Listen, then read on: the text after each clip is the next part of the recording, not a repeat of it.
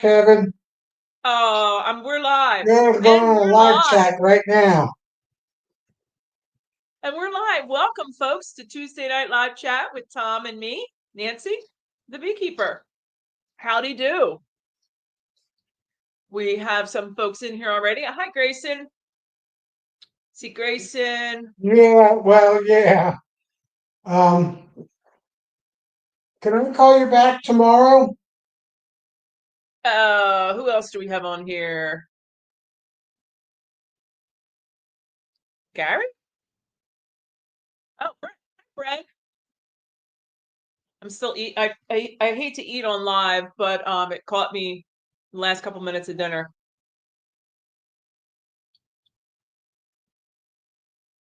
Um,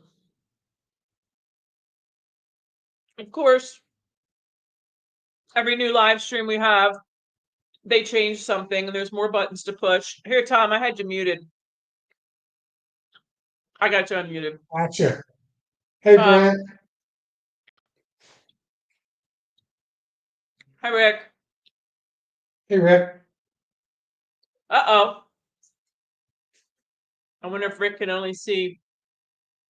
Curious, but so a couple things we want to talk about. We want to talk about beetles. I've never really had beetle problems until this year. My one yard is kind of crazy with them. And oh, I forgot about the night bot. I have to go in and I have to go into that program. Tom, when you start talking, I'll go into that program and see what's on there. All right. Um, Nancy wants to talk about beetles, beetle traps. I also wanted to bring out that every year is different. One example is, I've been beekeeping since 2018. We've always had a dearth during August. This year, there has been no dearth. The flow stopped probably about the middle, first or second week of July, but there's still clover blooming. Now ironweed start blooming. There's always was something blooming where they never stop brooding. So my queens are still got 5 frames of brood. My hive's still got 5, 6 frames of brood in them. So they haven't slowed down one bit. So now we are supposed to finally get some cooler weather next week, so that might do it. So you always got to be on your toe. Every year is different. You got it, Nancy? yeah, and the other thing too is with that is dates. Like one of the things that I think some people want to do something by a date, like September 1 or September 10th or July 1 or I think you have to be really flexible as to what you're seeing in your colonies and not so much about the specific date of that year because for example, June 1st here in southeast Pennsylvania, I'm north of Philadelphia. June 1st, our night temps were in the 40s this year.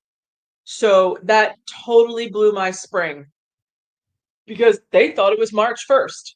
They were acting like it was March when it was June. Yeah, we've had rain Raven, every week. Raven It's Shear. still green Yeah, as well, can be.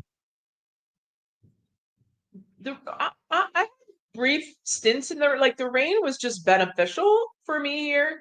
It was the cool. We just never got off the ground until the middle of June, and I haven't been in my colonies. I haven't been in. I haven't pulled any frames in probably a week and a half, maybe Yeah, 2 weeks. I mean, I'm down there every day. I'm watching them. I'm smelling. Like you can kind of tell by the scent of your colony a little bit about what's going on. So right. I just Nancy, we might have a new person on here. Ravenshire Farms. oh, hi Ravenshire. Sure, it Have seems like I saw that name before. you Hey seen it Ravenshire, before? where are you from? Where do you live? What's your uh what's your location? Hey,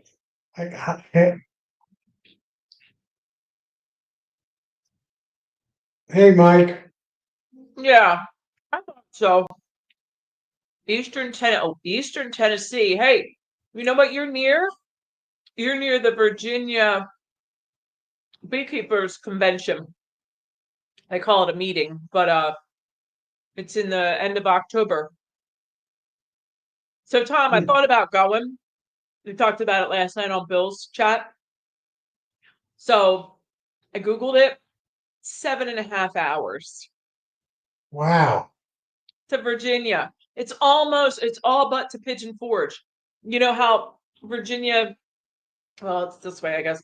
Virginia runs over into Tennessee. Yeah, I mean, another hour, 2 hours, you'd have been at the Pigeon Forge. I don't want to do gotcha. that. Yeah, I think it's a good 9 hour drive, 10 hour drive for me. How long does it take you to get? Oh, how long does it take you to get a Pigeon Forge? Um, Pigeon Ford. Oh, that's about 5 hours, 4 hours, 4.5 hours. I just drove through it. I just went to Gatlinburg. Yeah. Yeah, 4 hours. All right. This might be another hour for you. Another East. hour, 5 hours.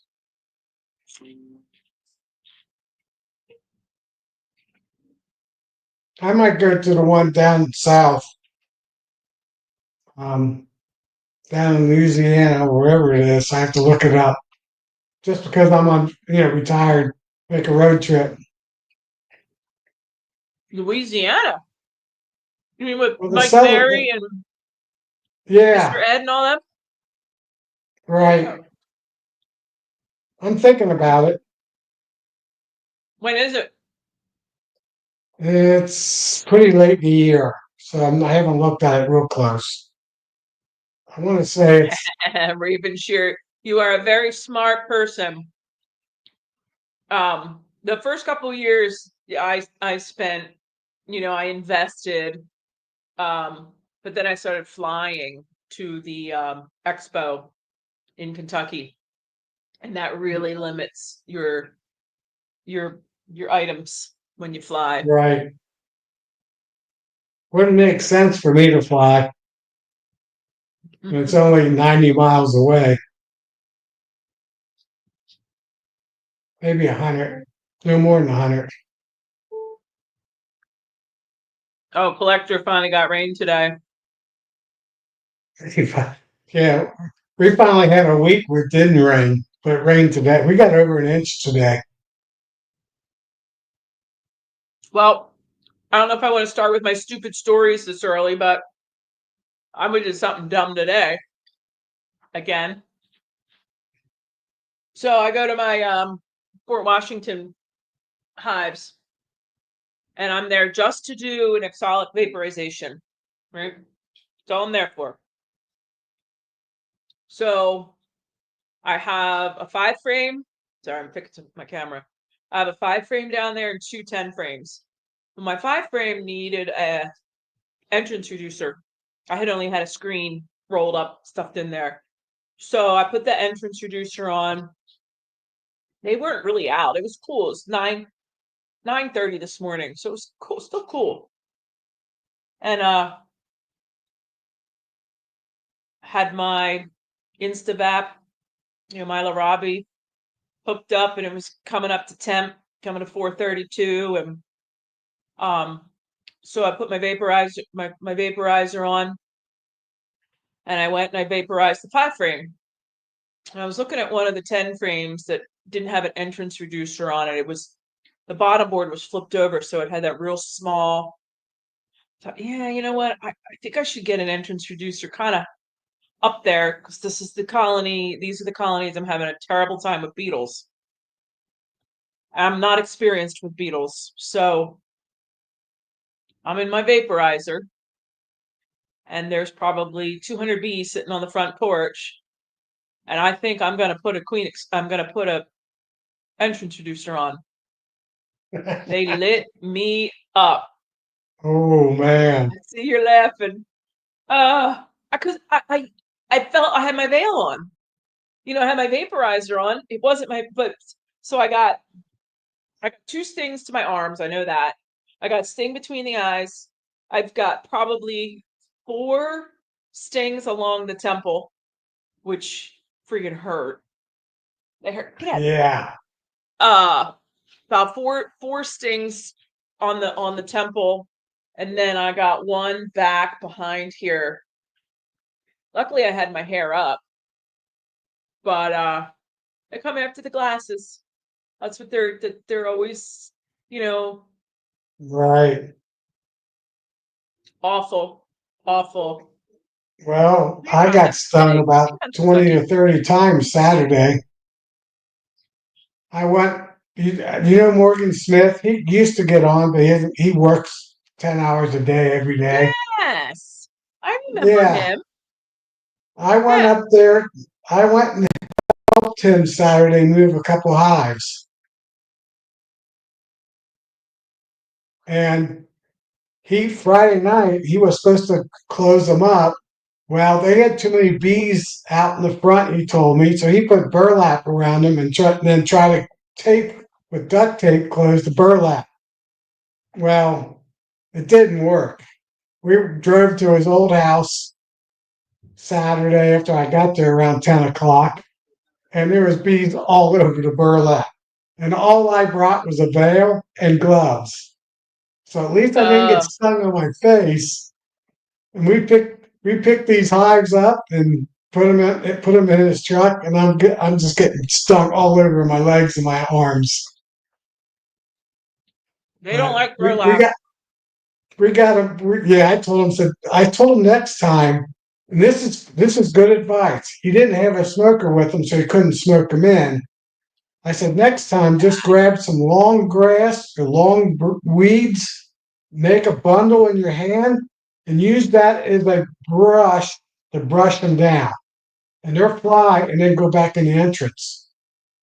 And they Mm. won't sting you because you're brushing them with Mother Nature, with weeds, Oh, grass.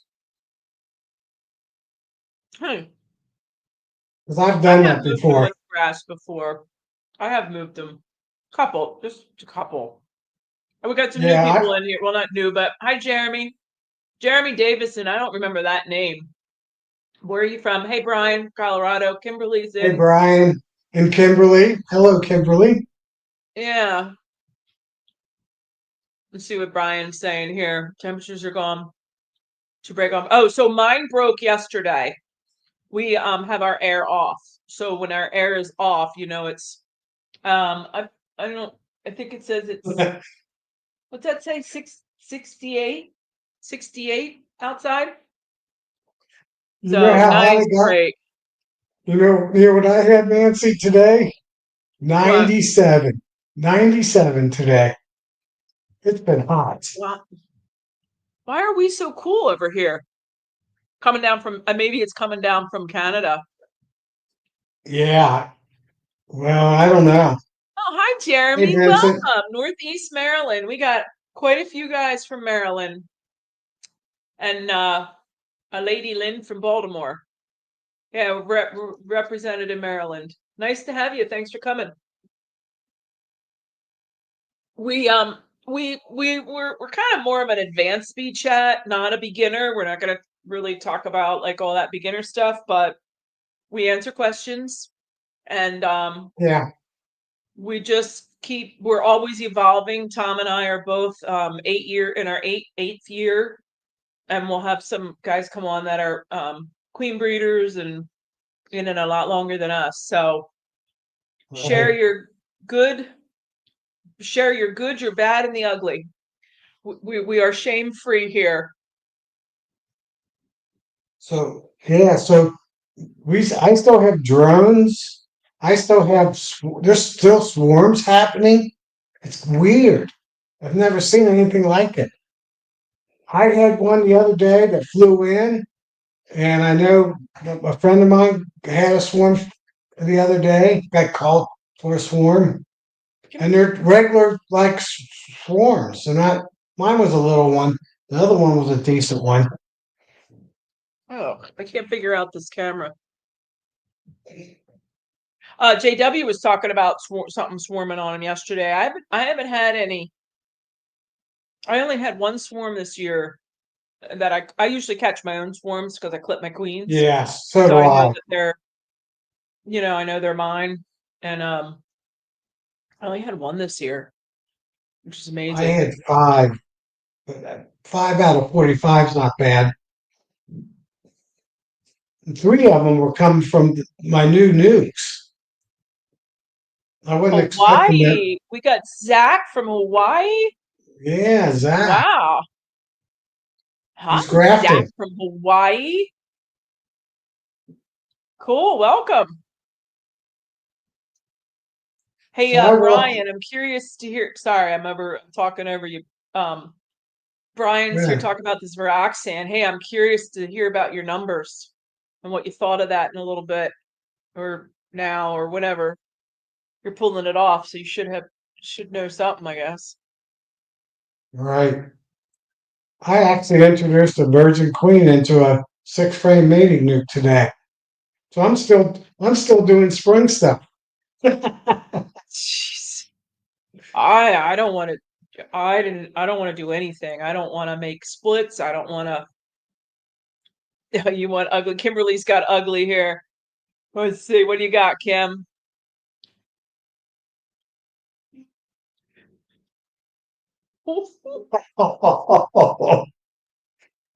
Oh no. How did you fix it?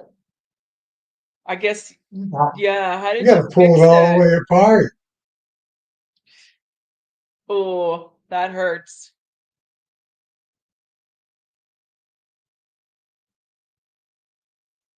Oh, stop feeding because of robbers.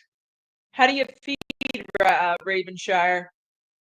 I do in hive feeding. I run 8 frames, so I don't have frame feeders, but I have rapid rounds and buckets.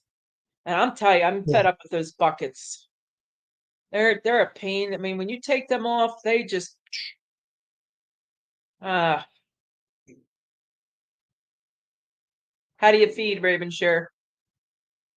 My favorite buckets, Nancy, but when I take them off to refill them, I tilt them away so all the bees fly to the front of the hive. Then I pull it away. So I use the bucket as a shield. Yeah, but when I well, I run my insulation all year round, and I have that double bubble, and I have the bucket on top of the double bubble, and it sticks. So Oh, I yeah, got you. and I don't know. Yeah, I got a hole in my lid, so I put them on top of my lid. Oh, good, Kimberly, you fixed it. Yeah. Yeah. Sometimes the one was really feisty because it was empty. So I slid a screen underneath. I was able to tilt it just a smidge to get that screen underneath there, and then took it off away from me. And then I take it off and then give it a shake away so that everything goes like they go away. And then I slipped another bucket on. But Ravenshire. How's I got an Apple hive. Do you have your those caps backwards or something? Because no liquid should be leaking down into the hive, and it should all be sealed up.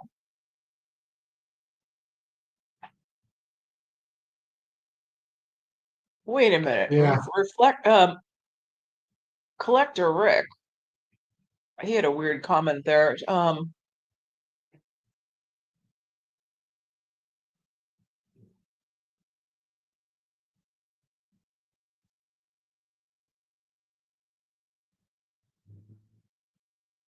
Oh, Brian, you don't test. that's right. Yeah, I do a little bit.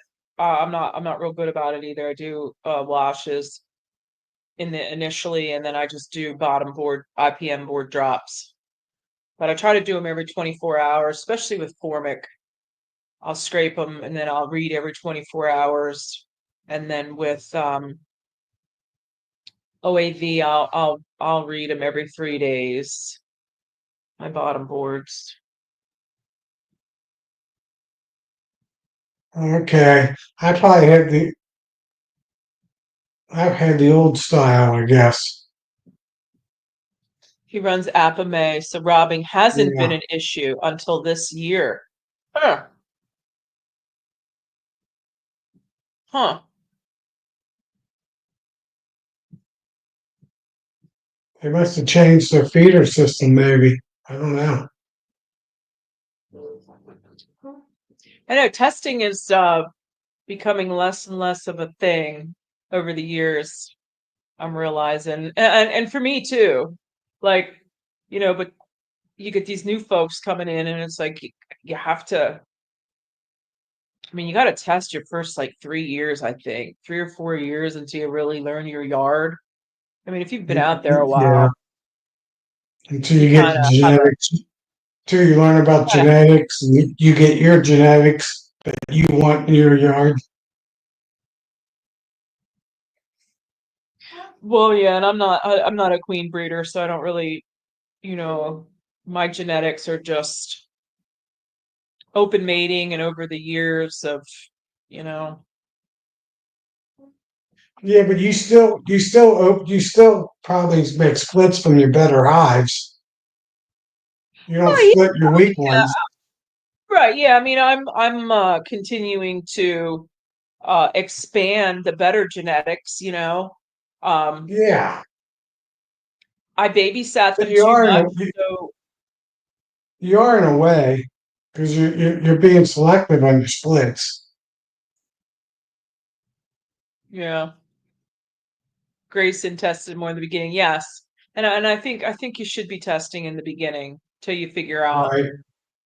what you're doing. Yeah, I'm about done testing.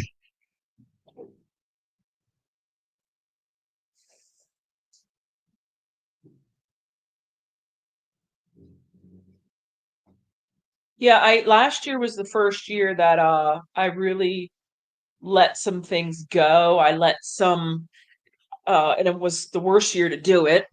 I don't know if there's ever a good year to do it, but it was the worst year to do. I let some things, some colonies go that needed to just I needed to get the genetics out of my out of the yard. Right. I've been babying stuff along for too many years, and I just thought, you know what, I need a cleanse. So Yeah, I mean, that's what. I treated, I did everything kind of normal, but I didn't do the above, and I didn't limp them along, I guess. Right. That's one thing good when you do grafting gives you. There's a queen that's not performing like it should be. Just go in there and pinch her and put a virgin in. Mm-hmm. And 2 weeks later, once just emerged out, you lose about 10 days. Premature. The purge Yeah. horde. Yes. It's get your act together and get out. Oh geez, Brian. I hope no one's watching this chat. Nah. Yeah, there you go. I've been treating every 3 days. OAV. Good luck, Brian.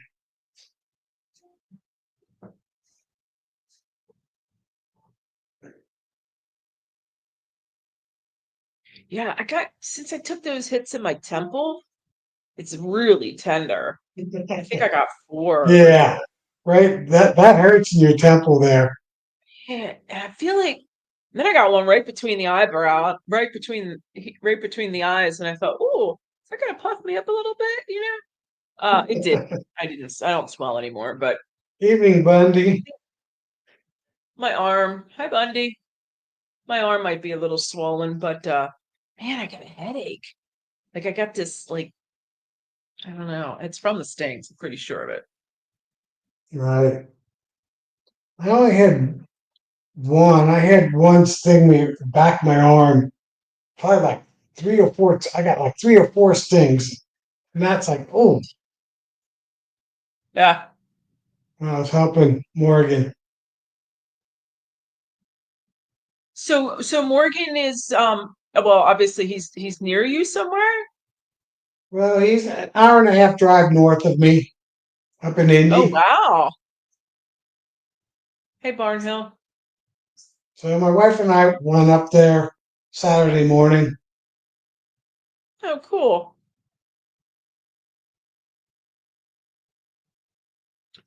Neat. Oh, I'm gonna. Oh. So were we able to pin? I'm gonna jump over to YouTube quick. Oh yeah. Well, my comments don't show up on YouTube. Let me see if it does this time. I'll What? post it.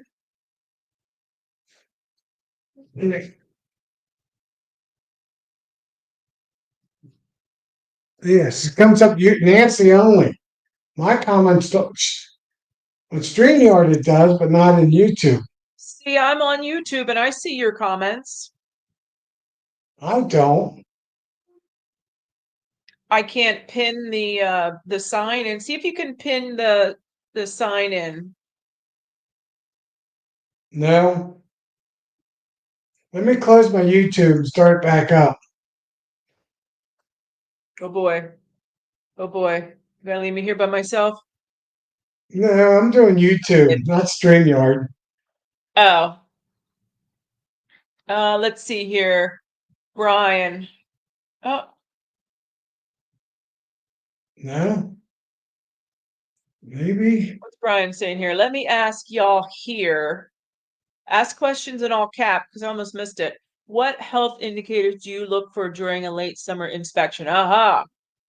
Definitely deformed wing virus, bald bee virus, string wing,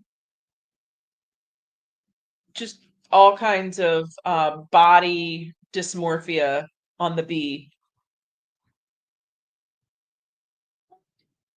And I also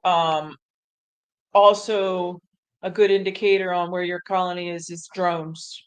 Drone brood, drone walking, just like in spring. You know, when the drones come in, you're like, okay, here we go. And then it's as they're going out in late summer or now, you start to do your evaluations. One, by looking at the body of the bees. Two, by looking at your drones. You know, what do we got left? She's still laying drones. Is she laying only Right. drones? Let's hope not. But And also start check your honey stores in your upper box to see if there's enough pre enough for winter and you might mhm. get a fall flow, or do you think you need to start feeding them because they don't have anything in the top box? And get your queen down in the bottom box so they can backfill up in the top box after all the brood's coming out. So they can go through that top box during the winter time.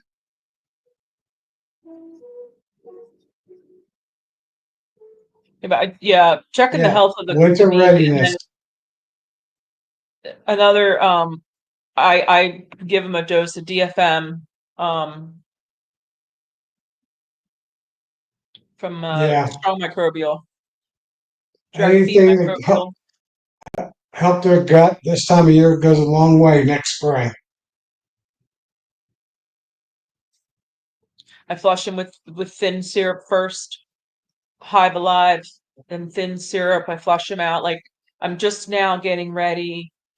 Uh, this was the last top. I topped everybody off tonight, and now I'm going to start moving towards which I've never used before. What's it called? The syrup. What's it called? Pro Sweet, Pro Sweet. Yep. I used it last year, but I didn't buy any this year. Ravenshear, yeah, okay. We're running neck and neck, you and I. Do you have Ravenshear, are you a follower of Fred Dunn? Just curious, because I think I find when I find people that pretty much do the same as me is it's because we learned from Fred years ago. Yeah, the way to Maybe be. not, but hmm? The way to be. Fred. Yeah. I actually fell away from him a little bit, which is, I guess, a good thing. I mean, I found that most of the things he talked about I already did or don't do, like equipment that I just don't use.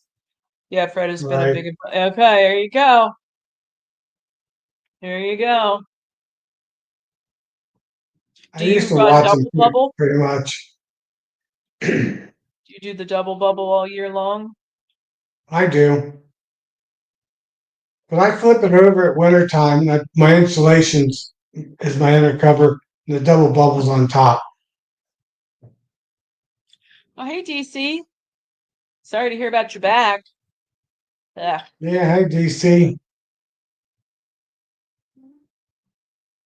Not up to lifting bummers.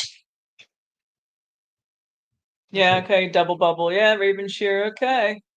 Yeah. I still Yeah. run the rapid rounds too. Well, I did a non-bee day today. This is the first day this year I did not work on the bees. Seems What like else I'm is always there? doing something. What did you do? I brewed two different types of beers for the German Society in town. They asked me a week and a half ago to brew some beer for them if I could. So I did. Beer. He made beer. Well, there you go. Yeah, He's that's an playing old with hobby of mine. beer. Made a couple of DC's favorite.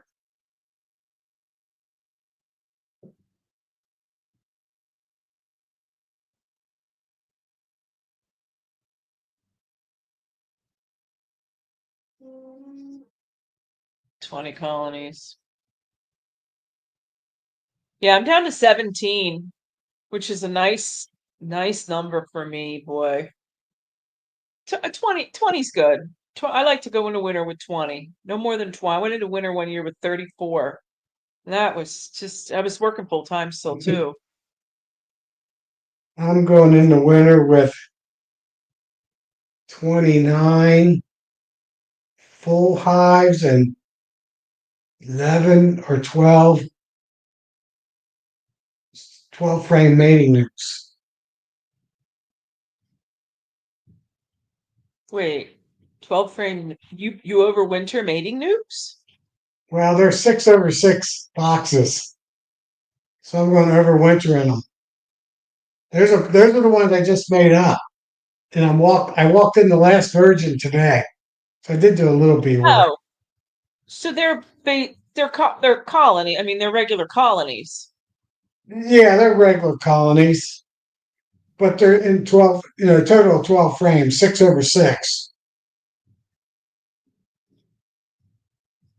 Oh. So I'll push them all together when it gets cold, so it'd be like help each other out. I have one that I'm down. It's a 5/5, and I told him today, man, you better get your act together because you need to be in an 8 frame by September 1.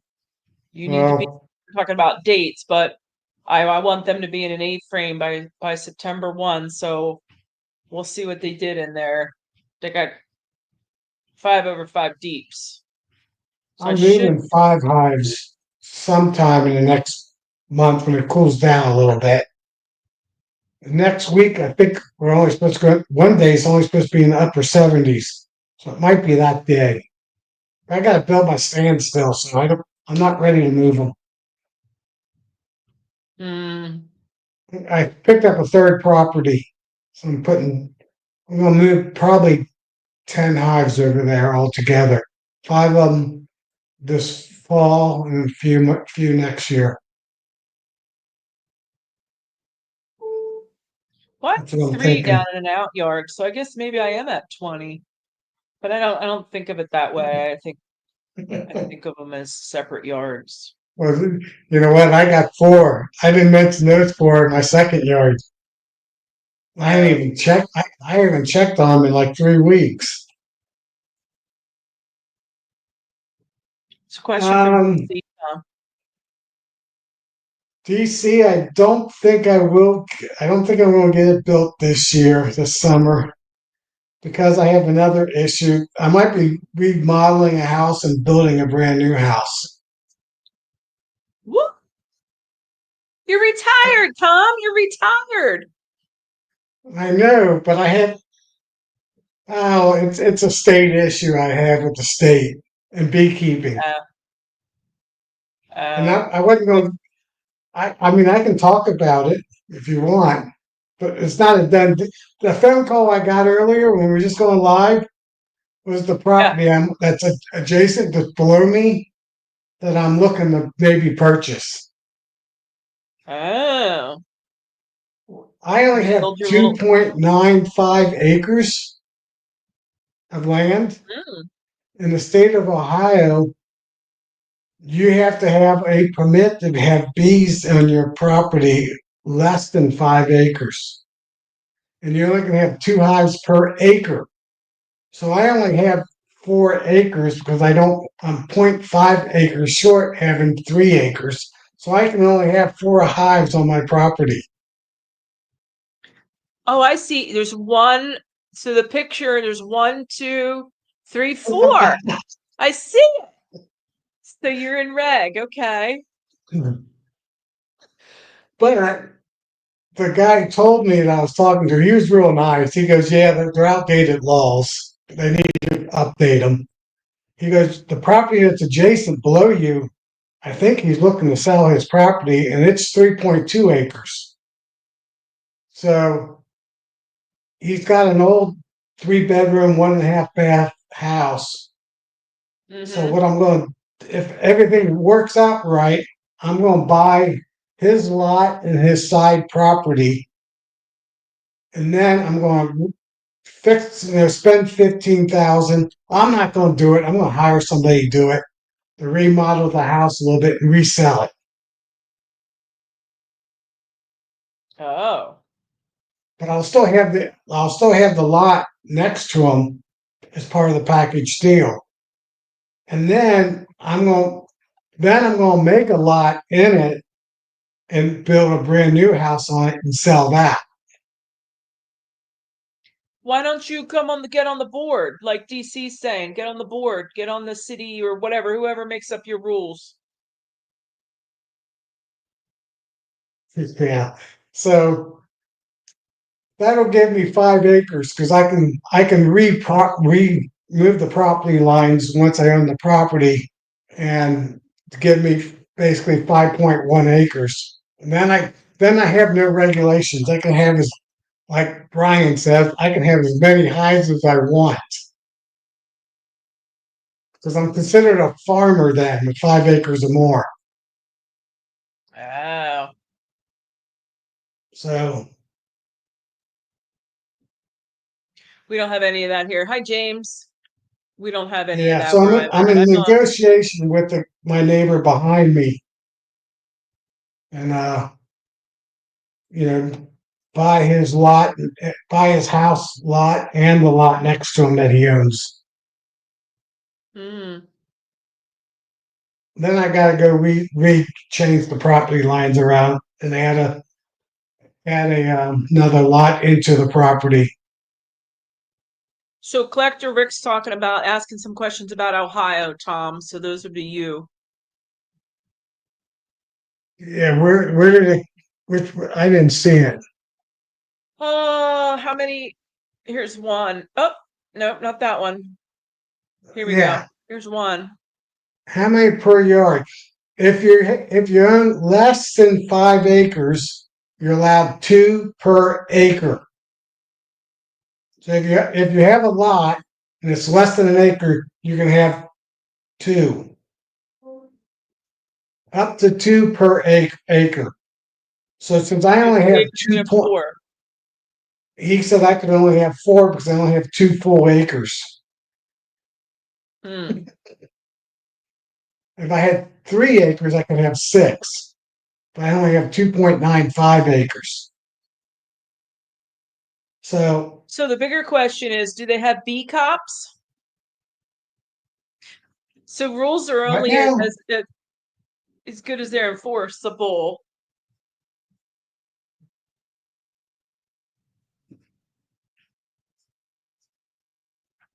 yeah.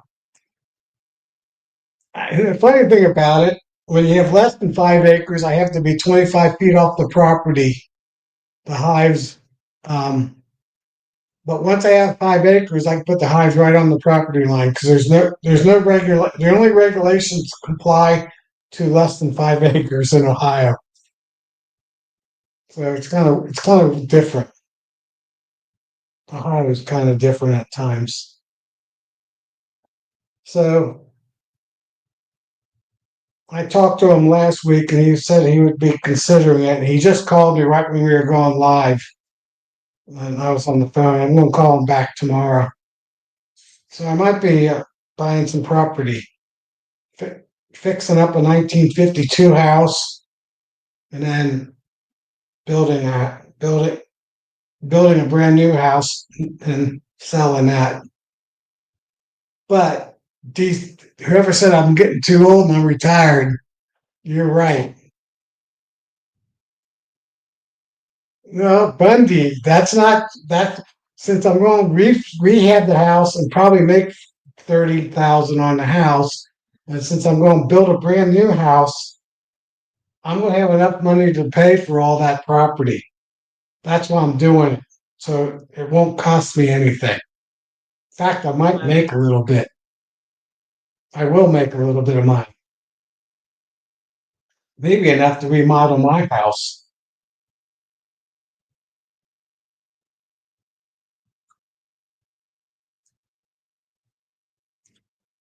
Glenn's Natural Honey, that's a new name.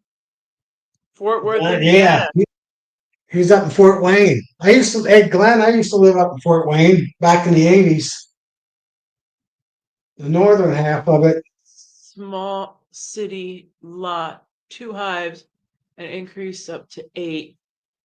Yeah, on an acre. Hmm. Yeah, so I could have six. So I had 3 acres. I could have like 16 hives, and You know what, that would James? be enough. I saw my face look fuzzy too. I don't know how to fix it because I'm not It's just a fuzzy. little. It's just a little Y'all are bit. drinking. Y'all are drinking Tom's beer. Yeah, I noticed it too. I'm like, what's up with that? I don't know. I don't know. I don't know if I can fix it. So hopefully, in a month from now, I'll be in a little over 5 acres, and then I won't have any state issues. The good news is I do have 6 months to fix it. Hey Joe. Joe Hoff, Yeah, DC. Joe Hall. He's been on before.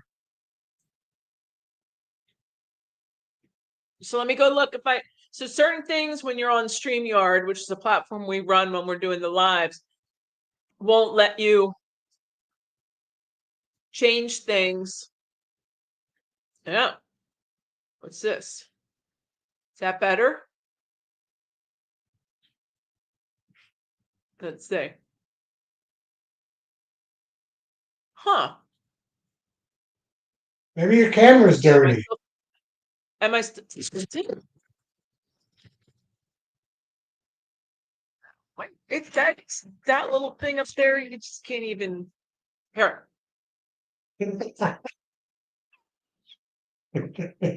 Oh, look who I'll got all fix it. shined up today.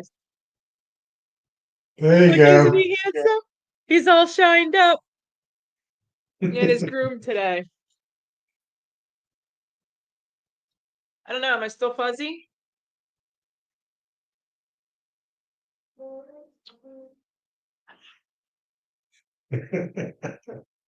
DC.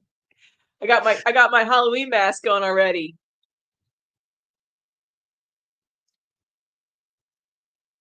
Gotta get past Labor Day first.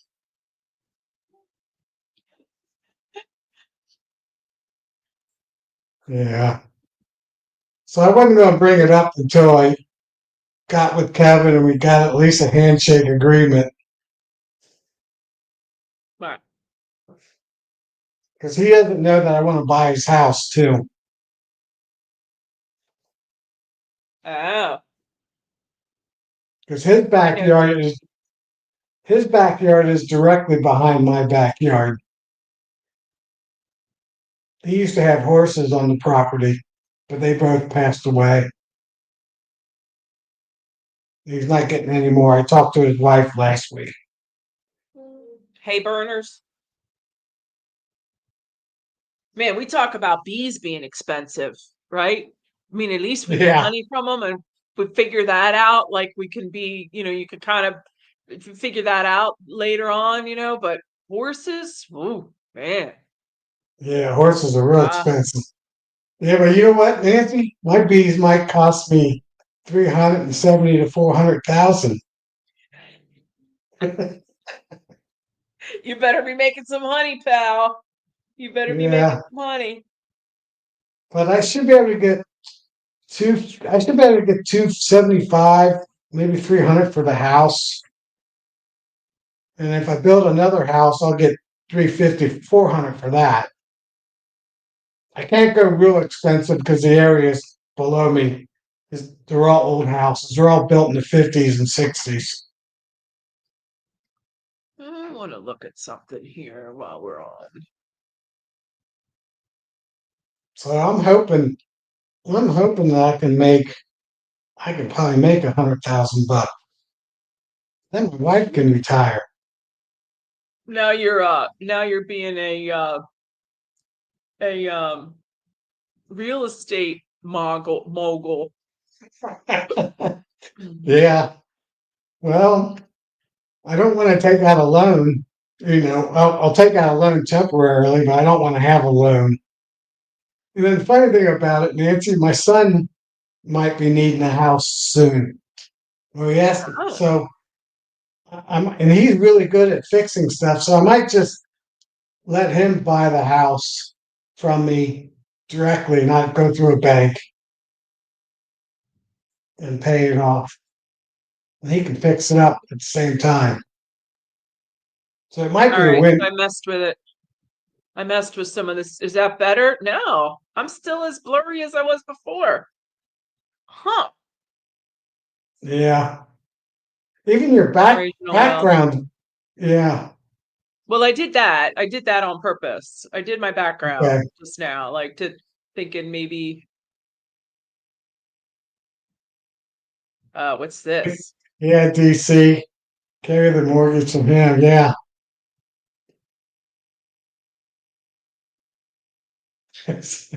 Hmm. I like this one.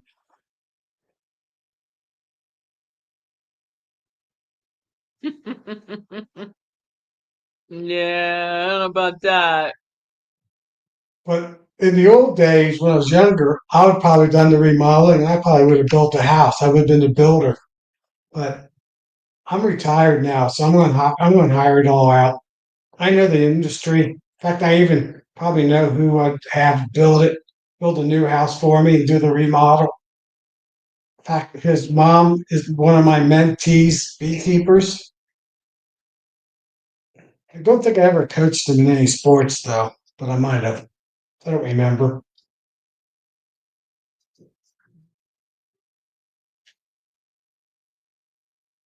James says, "Oh, hey, I know what I wanted to talk about a little bit. I was on Bill's chat last night, just a smidge. I didn't stay on long. Um, the dinner, the Wednesday night dinner Charlie had at his pizza party last year. Where is the information for that? Do they have a did they start a Facebook page or like where is that information? Does anybody Well, know? a Brian? couple. a couple weeks ago, Nancy, I asked Tom and Melissa, and they had probably a spot picked out, a new place, but they hadn't gone public with it yet. They're Oh, still okay. they were still doing more work at a couple places they were looking at. Gotcha. Well, they did pick a They told me spot. they told me like the 1st of September. They'll probably let Oh, everybody know. so they're still So ironing out some detail. They did say on Friday night they did mention that they do have a spot. It's like far though. It's 10 miles or something. is And I know it that may not be far, but the hotels have shuttles that run and right? they're 3 miles. Like, Well, I can take 3 people, you and 2 more.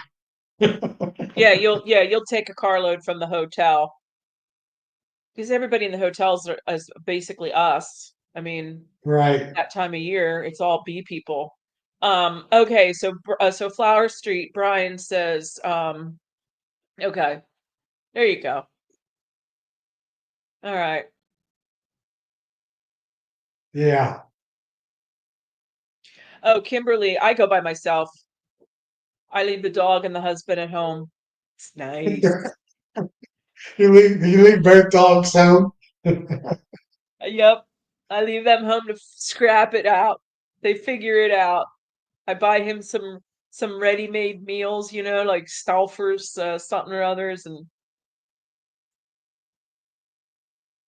well, no, I don't Yeah. want to get an Uber. No, Tom drive. He's my chauffeur. He's my chauffeur, I'm the and you. Charlie. Yeah. Yeah, there's We have plenty millions. of Like I even beekeeper Ubers. yeah, I even hopped a ride with Mike from New Hampshire last year.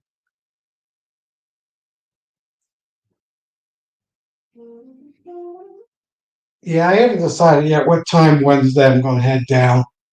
Probably around 2 o'clock. Leave at noon after lunch. Yeah, the hotel shuttle us all over the place. But then like when we want to go to an outing that's based out of, with the expo, you can find rides. Just everybody in the hotel Right. is the beekeeper. Pretty much you stay up all night and talk bee smack. It's Right. fun though because you get 3 or 4 days of just everybody you meet is a beekeeper and everything is beekeeping. Like it's all you talk about. Yeah. You could have two different pairs of shoes on and no one even notice. It's a five to Yeah, six Big hour Mike. drive. Yeah, Okay, Big Mike. I get Kimberly. right. Hey, James. Oh, that's the first 2 years. It was 9.5, 10 hours with the snowstorm. And I mean, 5, 6. That's doable. Yeah, when Cayman told me he was moving to Louisville, I said, wow, that's close. Yeah, it's Plus, I like have 90 minutes from family. you or something. I have family there. I got 3 cousins that lived in Louisville.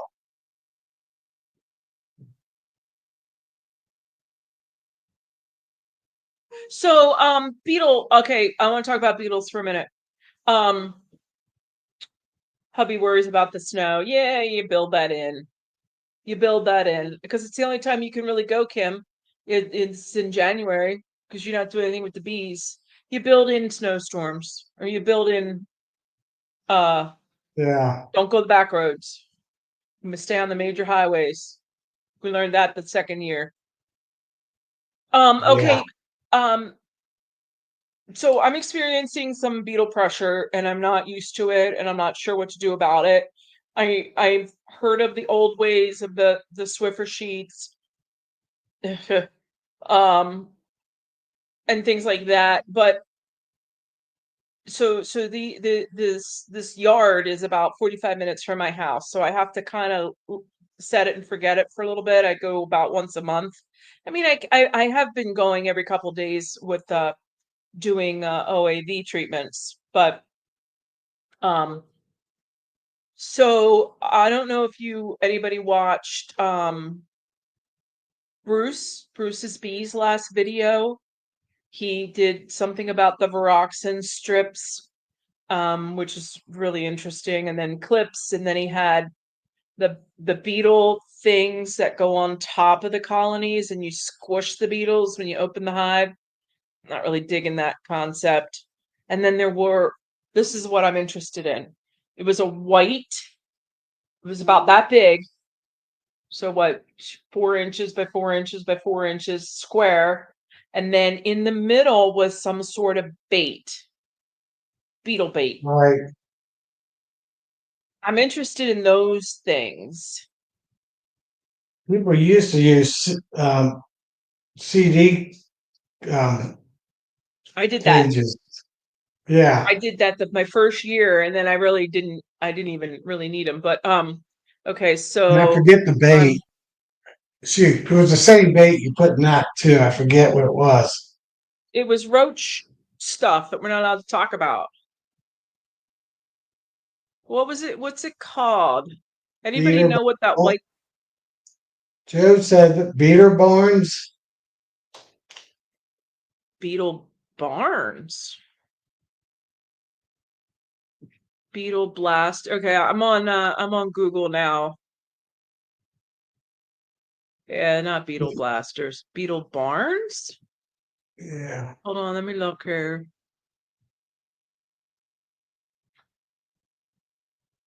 Now I Yeah, know honey Bruce. mixed with borax. That's what it was. Yep, Joe's right. It's honey mixed with borax. The Yeah, borax kills them. borax is the borax is isn't that for roaches or something? Roaches? Yeah, and beetles, fly beetles. Ah, geez, I click on YouTube, some guys talking about beetles, and it's freaking Cayman. Let's see here. Let me Beetle find belly. here. Hold on.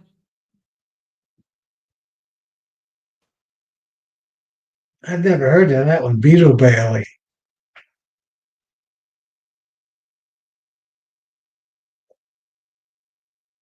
Here we go. Now, There it is.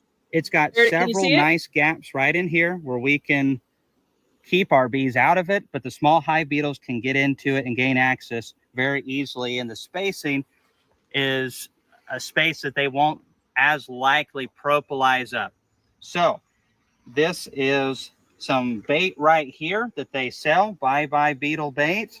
And you can go to their website down below. I've got a lot more to say about this because I'm excited. So in the description and pinned in the comment below is going to be a couple paragraphs of the collaboration between this company, Power B2B, and the University of Georgia, UGA. So Dr. Lewis Bartlett and several of the guys and gals over there are working on a safe pesticide poison that kills small hive beetles but doesn't target bees. Now, this trap this company's working with them. They're supporting them heavily. Gets me really excited to see that because that's what works. We have the skills of the university, we have the private sector, and we have the needs of the beekeeper all coming together to create a great product and solutions for our industry.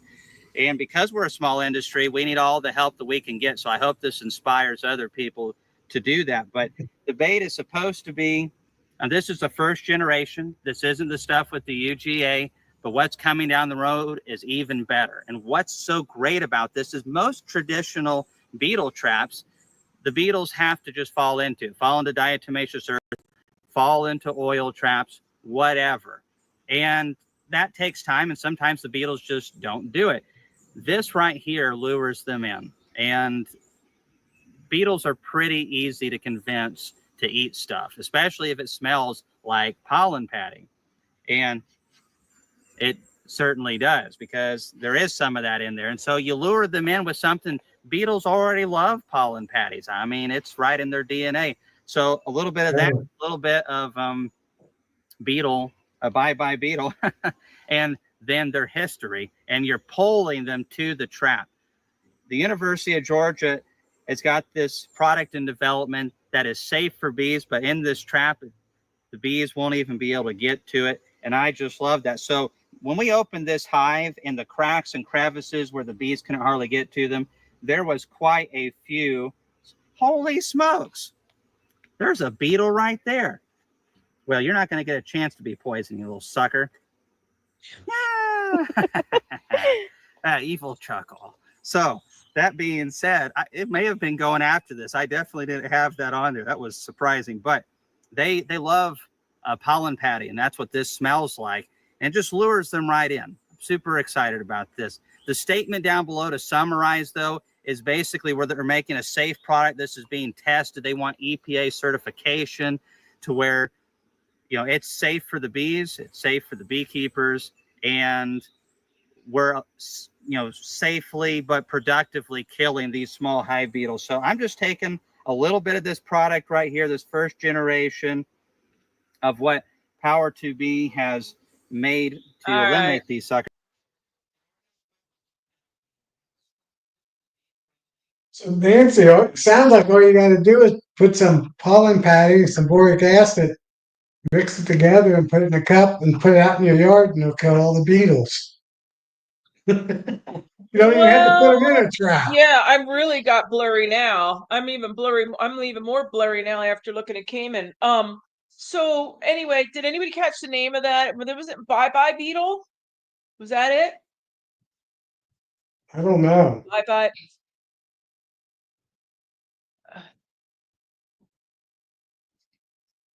I can't see the comments while I'm typing.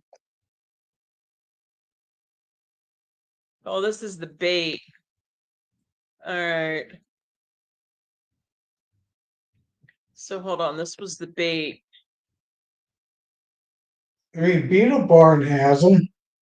The Plywood Bee Company sells them. They're I black. wonder if Bill They're very has. similar. I wonder if Bill has them. Bill Shenandoah Bee Supply, who's my sponsor. Let's see. Can you see this? Aha. That's Bye Bye Beetle bait.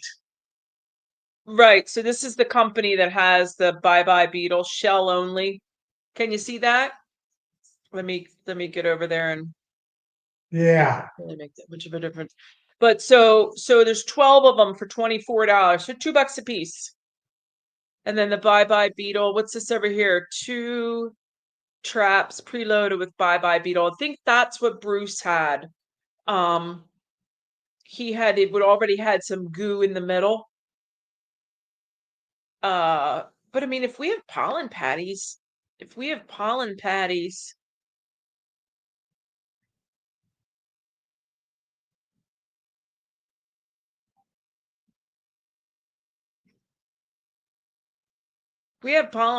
why couldn't we just make our own goo? Right? Right. Here you go. That's what I need.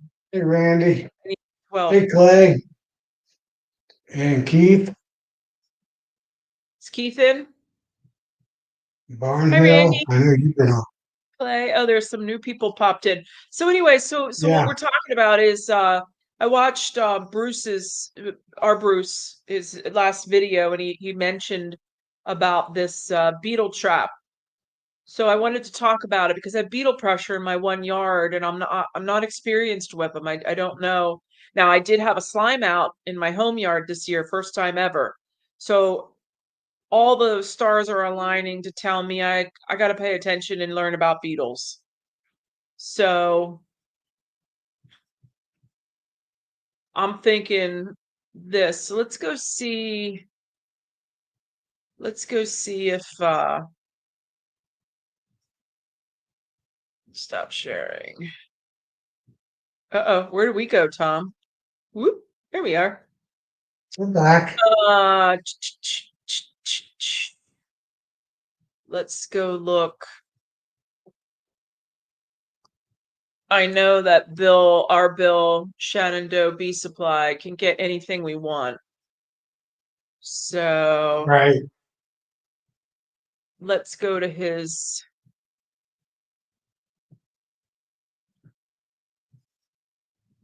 Let's go do this together.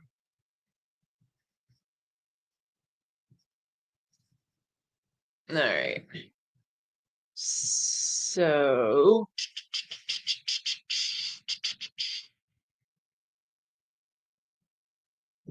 shop.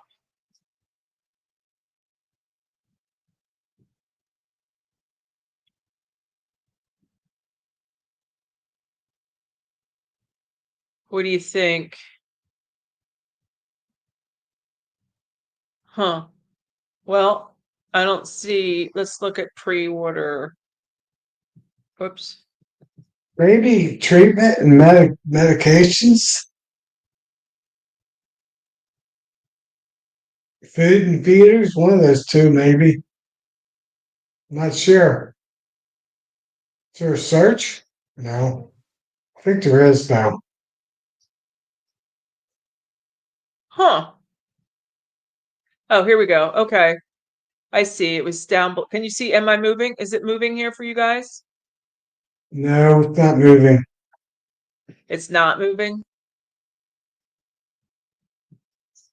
All right. Your cursor is.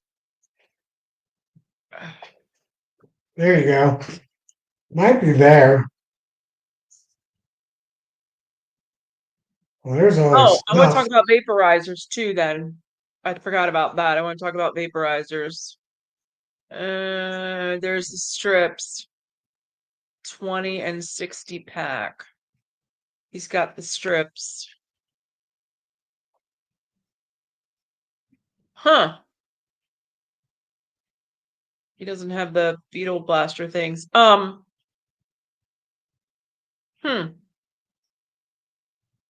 It's got more pages, I think. Yeah, What's that? not traps there. I thought, did I see that? I don't know. Maybe I didn't. No, I don't see it here. Yeah.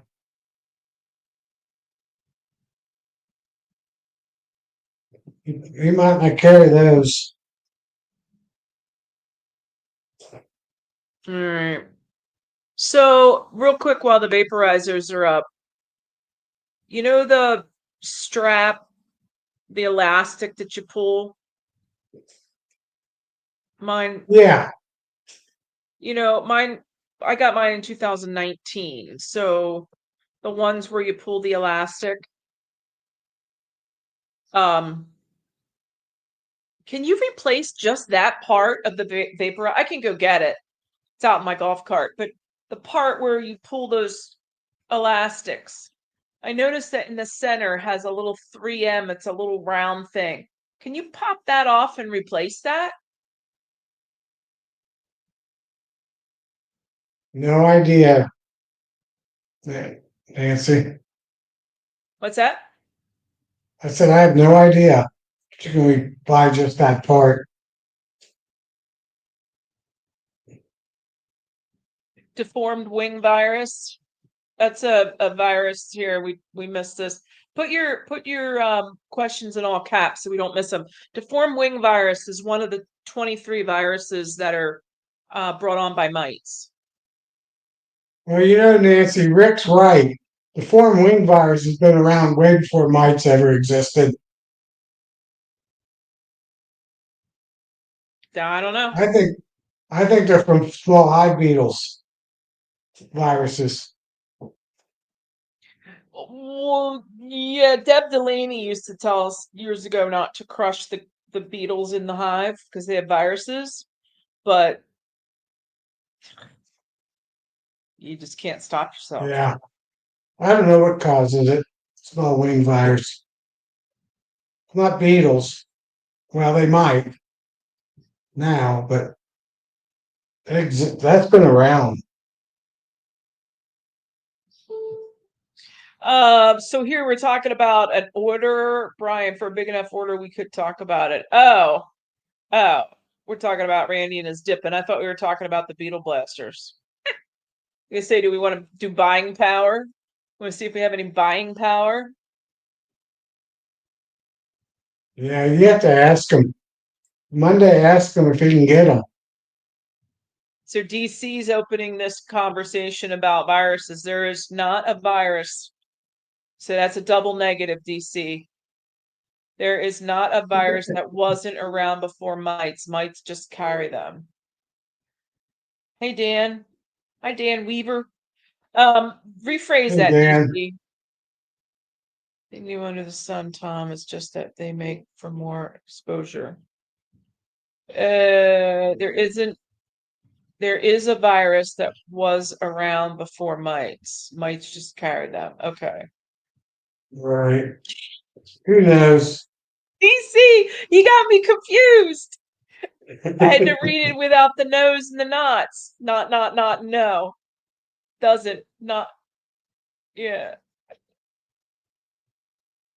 I don't know. When I see deformed wing virus or bulby and all that different stuff that you can, the symptoms, I put DFM. I dose them with DFM every Right. week. And they spin themselves right around for me.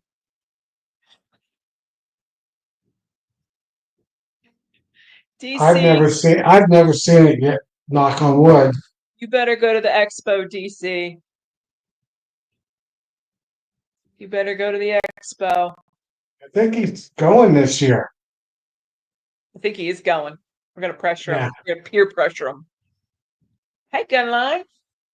Hey, Tim Hi, and Hannah. Hannah. Or Buttons. I'm not sure who that is. Oh.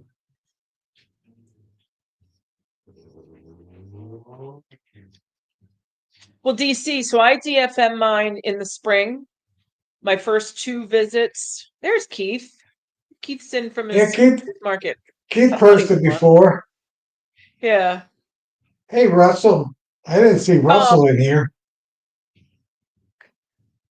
Oh yeah, there's got Russell too.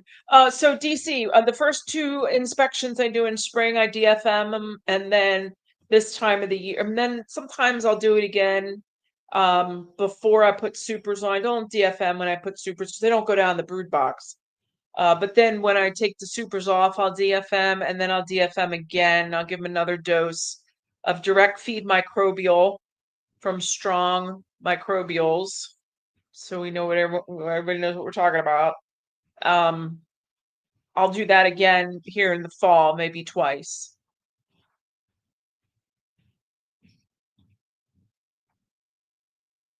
I do it when I think about it. Sometimes I'm just doing other things and I'm not thinking about it. And it was funny because the Bob Binney, I've been catching up on some of my Bob Binney videos, and there's a big bucket. He started using it 2 years ago, I want to say. There's a big plastic bucket, and you see the guys go in with their hive tool.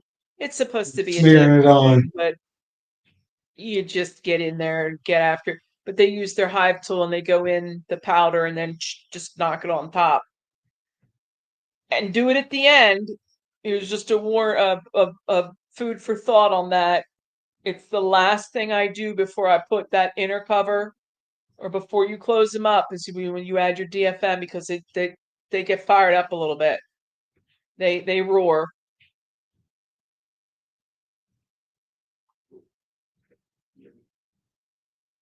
Yeah. Trying to figure out the root cause of the virus. I don't know. They just are. Yeah. I mean, I don't know. Hey, Nancy, I think I know why you're blurry. Why? Because your background is, and your camera doesn't know the difference. Well, no, I just made my background blurry. Oh, it's not a setting? Hmm? It's not a setting that you have in there? Yeah, it says that you can do a little blurry. So I thought if I did the background a little blurry, it would make me less blurry.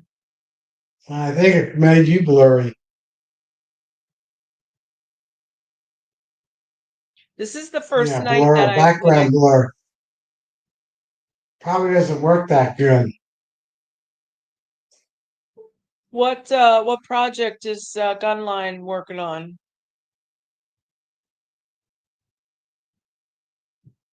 I think Yeah, I y'all missed just have the to have whole. another beer. If y'all have another beer, I'll look fine. Hey, Joey. Hey, Joey. I missed this weekend because I was up Saturday I was busy with Morgan, and then Sunday I was catching up on everything. So Joey, hi Joey, hello everyone. I always put forward in the DFM until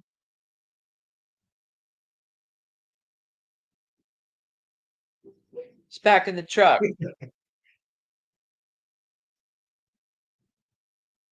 Yeah, so he Forget. forgets I always he forget. forgets to put it in. I got you.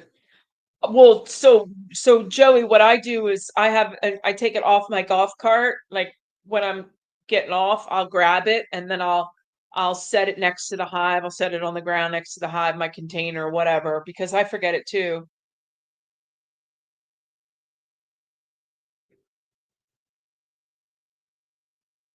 Chris Combs talking about these.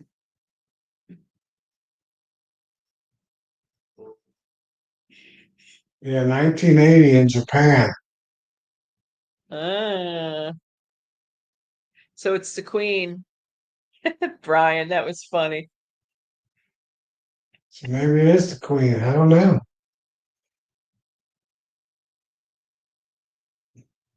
The comments are moving way too fast. They are. Everybody's saying hi, Chris. Hi, Mike. Hi, Mike. I don't know if he said hi to Mike. I did. And I just said hi to Chris. See, we have a lot of colonies here. I mean, in my county, I think we have 500 people in the club. Now, that doesn't mean, some of those are lapsed, but so 500 people in the club. The neighboring county, 700 people in the club. Then I have Philly. We have so there's just a lot of bees here. A lot of bees on the Northeast. It's a lot in my area. Greater Yeah. Cincinnati, Southeast Indiana. There's a ton of them. Oh, real quick too. I didn't get the lantern fly honeydew Spotted lantern honey. fly. I didn't get that in the mail yet. Yeah, me either. Yeah, we are running. Here you go. That's the tip for that's what's going on with the blurriness. Usually I run it through my channel, but I'm running it through Tom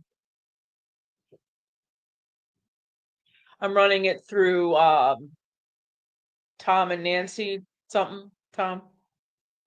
Yeah, but I'm not blurry. You gotta drink more beer. It's I don't not drink. ready, Nancy. I just brewed it today. Oh, you don't just crack. I mean, that's okay. You don't just crack the can and then. My one hive in the sun was battling ants in the top of a 12 frame lice, and a lot of bee parts were left up there, but no ant parts. Strange. Oh, okay. So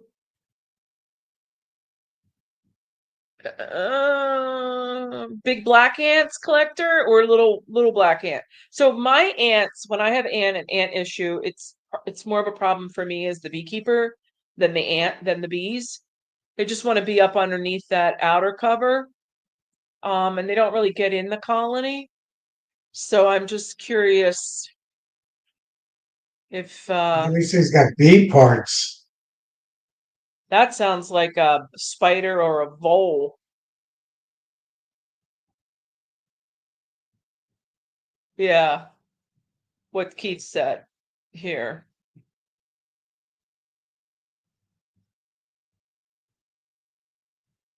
My colonies have a black jumping jumping spider. Everyone has their own resident jumping spider. And they seem to take care of the ants and everything else. I get one spider in there. And they're left to do whatever they want to do. Blue collar black ants. Collector Rick said. I don't know that one. I mean, I got black Not enough ants. beer to make. Wait, is it me or is that Tom, do you see that? Yeah. I just made 11 gallons.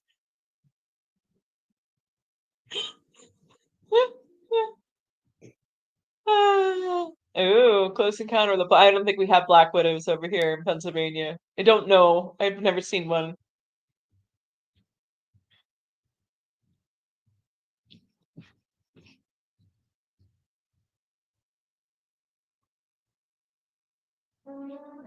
Oh, this has got to be Hannah.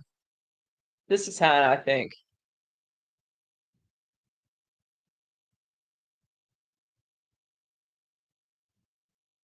Okay.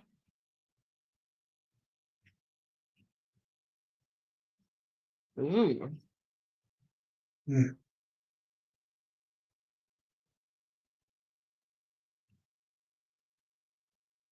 Yeah. Yeah. Yeah. Yes. The little black ants. And they're more of a problem to me. They run up my arms and they freak me out. Now, my colonies down in Fort Washington, I popped the lid on one this year and there was the big black ants. Like, oh crap. I So I get just got all those. the eggs off of it. I took them and just knocked them into the woods and took all the eggs out, and now they're fine. They didn't the colony built up enough. The bees got strong enough to again, and they were just between the inner cover and the outer cover. They weren't actually in there. I only get ants in the springtime, and by midsummer, they seem to disappear. Oh boy, we got another comedian in the house. Yeah, same deal. I got coyotes all around and fox You have any dynamite? Isn't he always blowing and them up with skunk. dynamite? Yeah, skunks.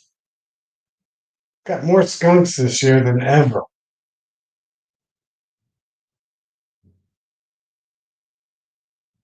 So yeah, back to the beetle thing real quick. I do wanna get I'm gonna order 12 of those traps. And I guess do Yeah, we clean them out and reuse them? Those yeah. white ones I that came think out? so, Nancy. Yeah, they're reusable. Okay. Why did your one hive have all these hive beetles and the other ones don't? Well, the ones down in Fort Washington, that's 45 minutes away. And that's the city, that's considered the city. Like Philly. Philly, the beetles are terrible in Philly. There's so many colonies and so many people that don't take care of their colonies. Bottom line. So beetles, I think, are what, 3 miles? They smell colonies within three Yeah. miles, and they'll just. But Philly's Hmm. inundated with beetles. Is all your hives down there got beetles then, or just the one? Just the three down at Fort Washington All, are full of beetles. Now, all okay, three of so, them. so Fort Washington, all three colonies full of beetles. Pop the lids, hundreds of them Gotcha. run. It's gross. They're flying in your veil. Then up here in Harleysville, I had a slime out this year. And I really don't have beetles, but I had a slime out. So that Is it, freaked me out. I euthanized the colony. It was a huge colony too, but I euthanized it. Um, and then I run screen bottoms with the corrugated whiteboard underneath. So I put diatomaceous earth on that whiteboard and slid them underneath the screens. And that's really seeming to. I don't see any wiggly larvae at all. uh, So I don't know. I don't know.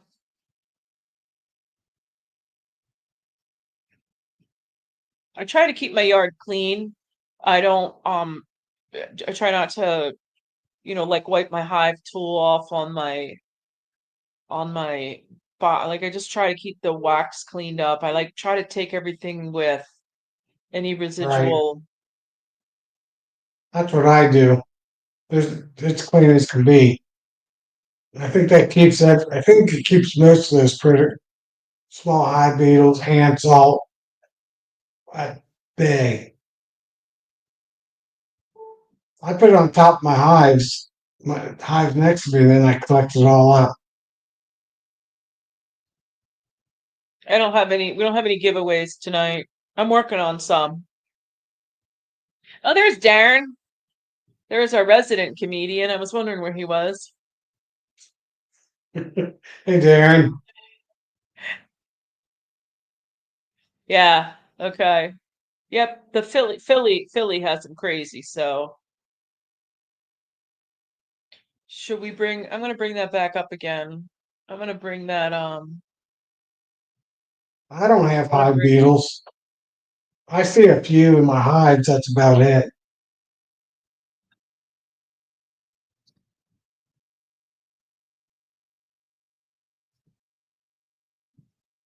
All right. So I wanted to bring this back up again because some folks weren't on when we talked about this.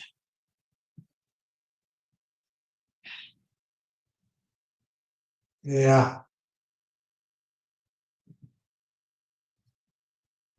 There So I you was go. watching Bruce's latest video, and he got some of these uh some of these white cassette looking with some goo in them. The goo is the bye bye beetle bait, which is just roach boric acid, pollen, maybe a dab of honey. I don't know that. And I put it here in the center. Just like an old CD case. Same concept. Your bees can't get in here. It's too small for the bees. So this is what I'm thinking about getting. $2 a piece.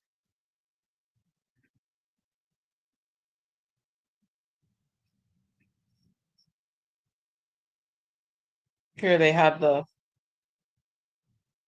goo in them already.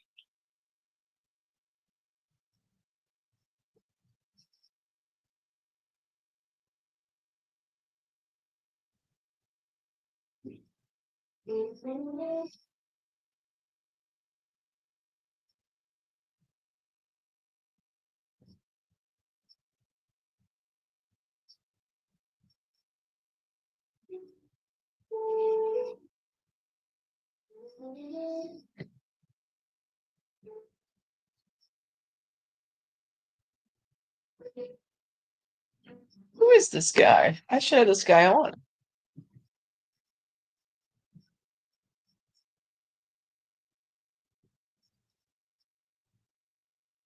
Our beetle. There he is. Yeah, a little bit bigger up above. Or you can email them or sales Yeah. at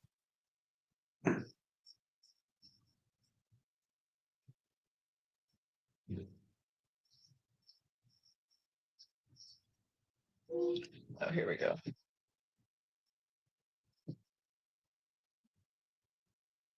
Is that Matt? Hey, Matt. Hey Darren, Matt. cooking dinner. What were you cooking, Darren? Wow. Well, more importantly, Chris comes. Beetles lay what? 1,000 eggs. A day? A week?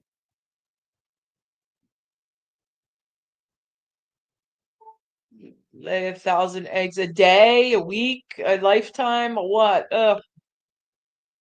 White wash, what? Like Luke Beetle Barn clean reuse. I think maybe that's washed with lukewarm water. I'm not sure what he's. Yeah, I'm not sure either.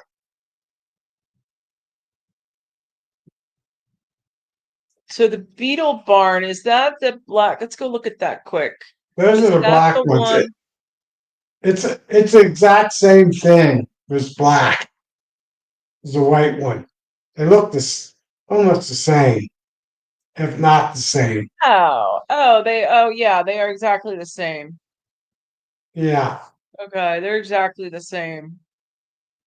So there was some black things that you stick on top of your frames, and the beetles are in there, and you squish them. But I'm not real digging that because, um, you know, sometimes I'm not in mine for. I'm not in my Right. colonies.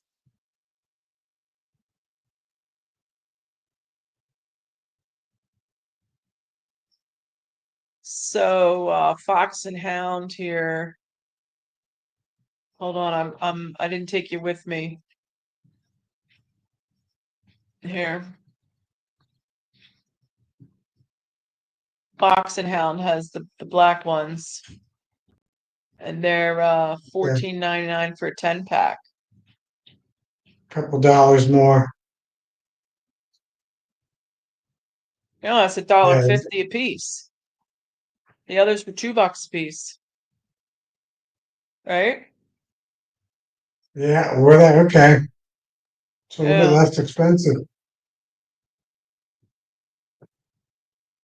Let's look here quick.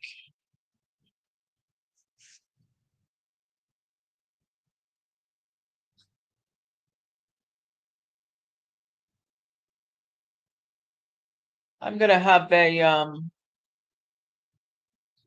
a Brent, I giveaway don't from know if Fox. they're on Amazon or not. I'm gonna have a giveaway from Fox and Hound here in the future. I want to see what they sell their goo for.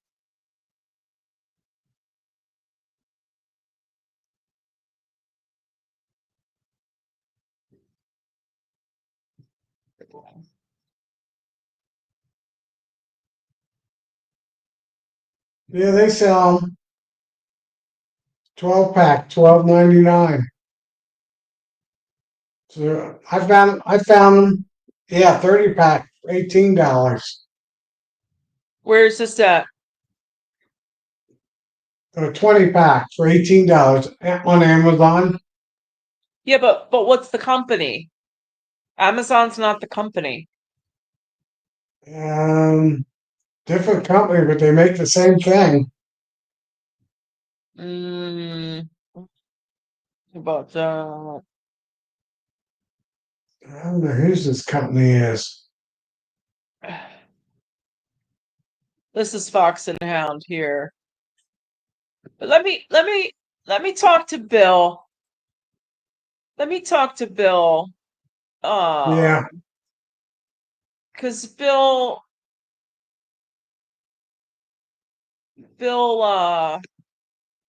being a distributor down there, he might be able to get us. Yeah, Brent, Amazon. I don't. I mean, yeah, I mean, I get Amazon, I do, but in beekeeping, I think we want to know who our supplier is. yeah, they're Chinese knockoffs. Yeah. But anybody with a Who's this? 3D printer could print them.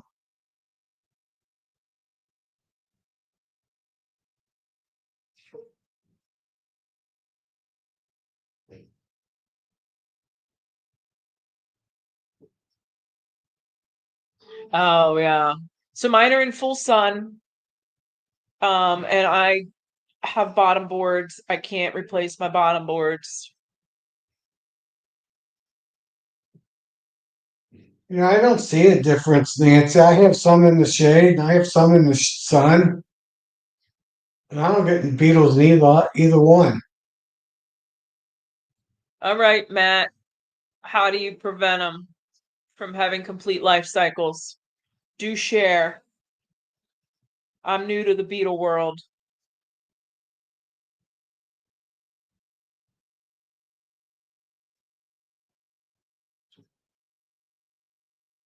Have you ever tried peppermint? Peppermint extract? Bees don't like peppermint. Bees love peppermint. You put peppermint candy in there and it's gone in a day.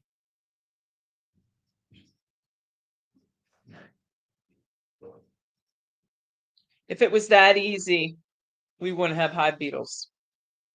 It's the, well, I've had Oh, Matt. peppermint. Sorry, Matt.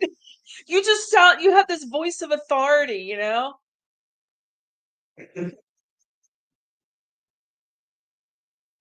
But breaking the light. Well, yeah, well, okay, so all right, all right. I thought you were onto something, Matt. Breaking the life cycle. Give them poison. Yeah, peppermint keeps the small hot beetles out. They don't like the smell.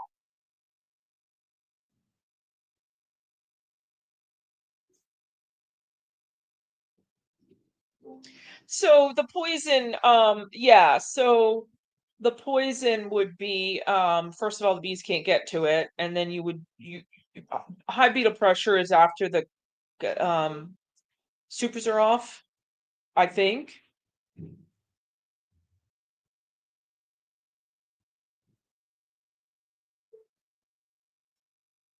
That works Yeah, really well.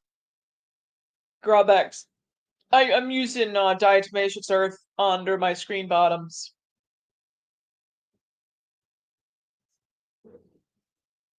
Yeah, my colonies are strong. Hey, I euthanized a colony that had, it was a double deep, and it had, I don't know, 10 frames of just brood. Just brood. I run 8 frames. There's a double deep, and so 5/5 was just brood. Everything else was food and pollen. There was a strong colony, and it got slimed out.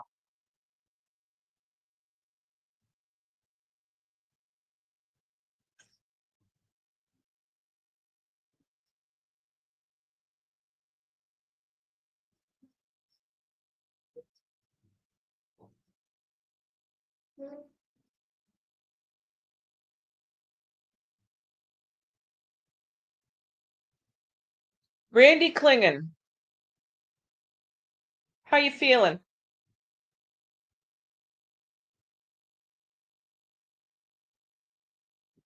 Yeah, diatomaceous earth.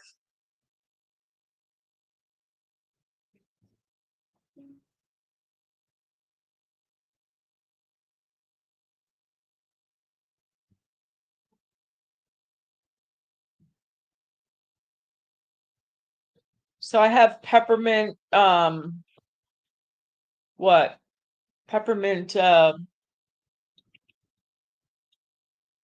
essential oil. Goes to soil. Gun line Huh? post, tin handy right here. Peppermint extract. Oh, like the one you cook with? Peppermint Yeah, extract. yeah, the Like the extract one and you the would add eucalyptus oil. What's the eucalyptus? I know what it is, but they make honey from eucalyptus.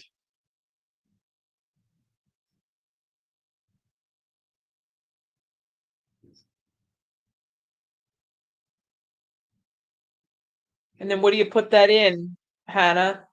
Peppermint extract. you just What do you? I just put it in between the frames, right on the frame rest. Drops from a dropper on each side of the box. Just do that, and Okay, I got you. So you don't put it on like a, yeah, okay. no, I put it right on the wood in between the frames.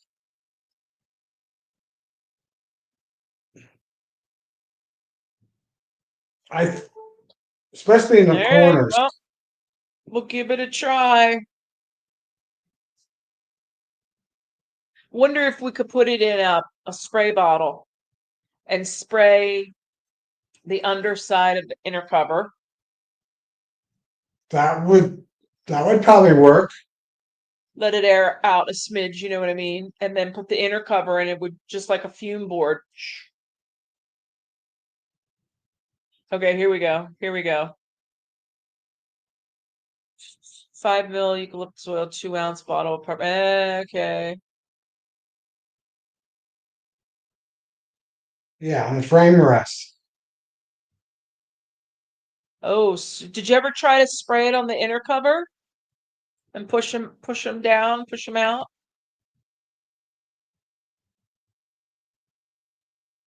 So these colonies are 45 minutes away. I don't want to be going every 7 days. Just Or do it even 2 every 2 times. weeks. I go down there once a month. I mean, I could do this at my colonies.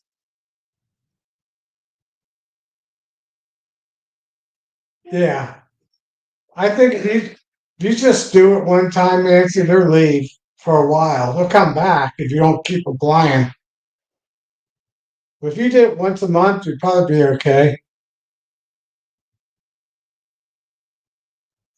Every time you went down there, spray. Yeah, right. I would keep the spray. Yeah, I'd keep it down there. What if I have any peppermint essential oils? I don't think I have eucalyptus either. Let me see.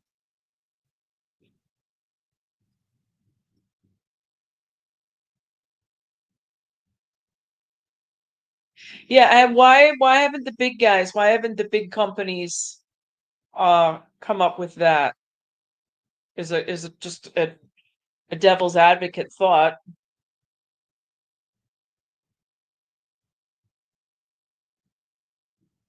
They don't go on YouTube StreamYard chats.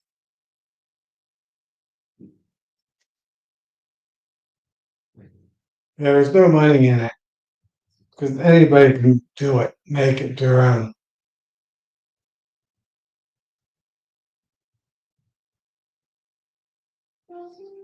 Want to soak it in the frame rest. I gotcha.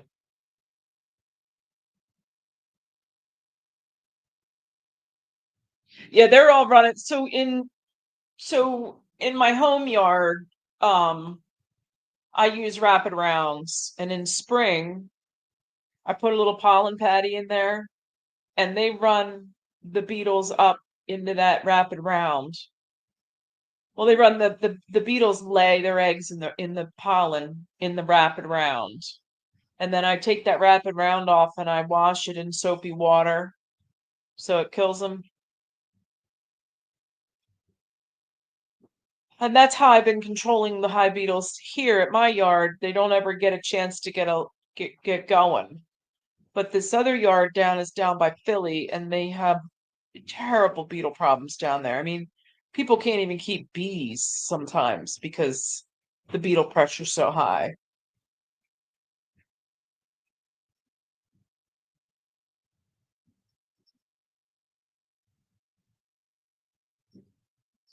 Yeah, they can't to get it all licensed and all that wouldn't be cost effective to market it.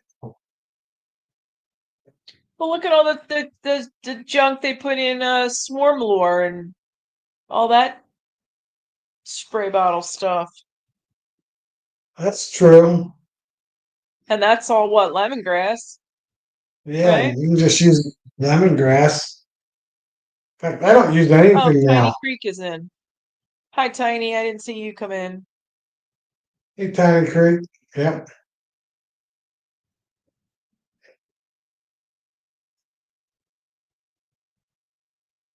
Oh yeah, I A lost. couple of years Have. ago, I had a couple hives with a few beetles, and I put peppermint extract in it.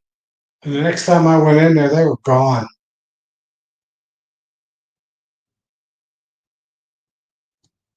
Well, I will get on that tomorrow, and I should make a video. I cracked that lid down there in Fort Washington. You'll see 100 beetles go. I'll put that stuff in and then we'll see. Right.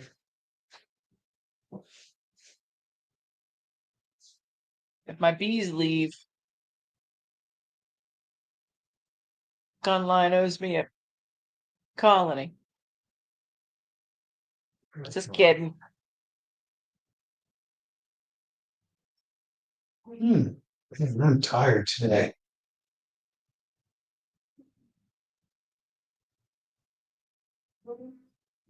Glenn's Natural Honey. You know that name? It's not boric DC, acid, it's something similar to the first Grovex. person I know that talked about using peppermint and that to get rid of small hive beetles was Earl, Hillbilly Earl, probably 5 years ago. Yep. Boric acid is to put outside the colony. Yeah, Hillbilly Earl. Remember him?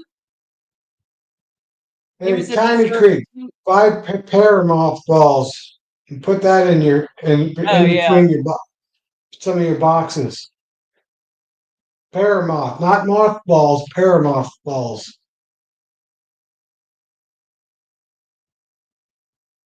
So Tiny Creek, the mothballs, you're gonna see the ingredient if it has an N. The ingredient starts with an N is no.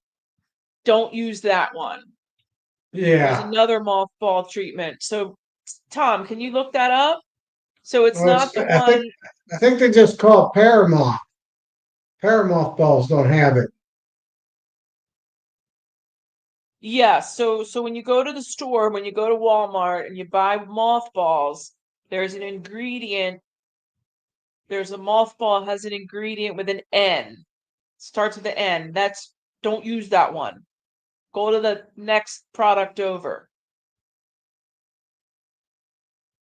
It should say para mothballs.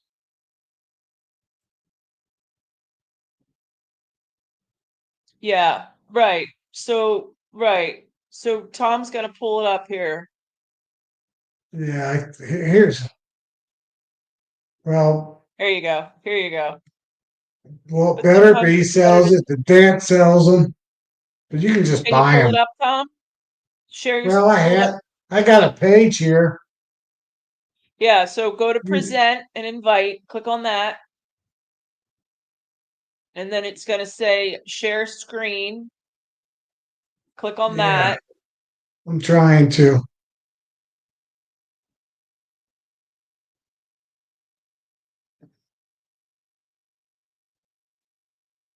I just want to show you a picture too. Sometimes I learn better with pictures than with big That's what I'm words. trying to show. So go to share screen, There we and then it's going go. to bring up all your tabs. There you go. I have to scroll it. Let me make it So bigger. scroll down. I did scroll down a little bit. So the 40-ounce supersize I'm Paramoth. trying to. It won't let me. But you want to buy the paramoth balls.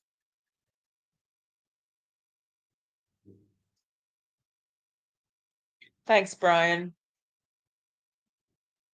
It's locked. My screen's locked up. Yeah, there's crystals, there's balls, there's all kinds of. It Yeah. comes in flakes.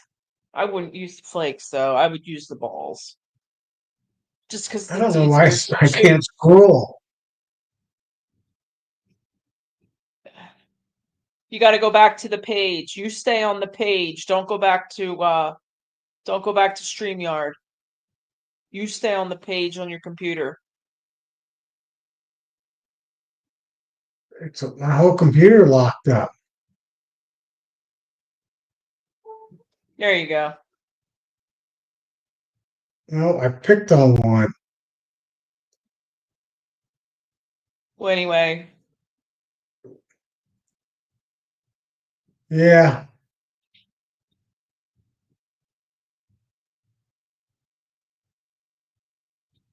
Yeah, that's it. But I can't get it to move.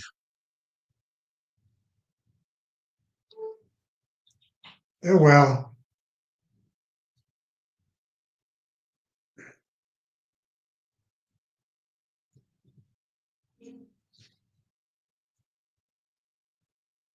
that's weird. That's weird. I couldn't scroll it on my other Google page. And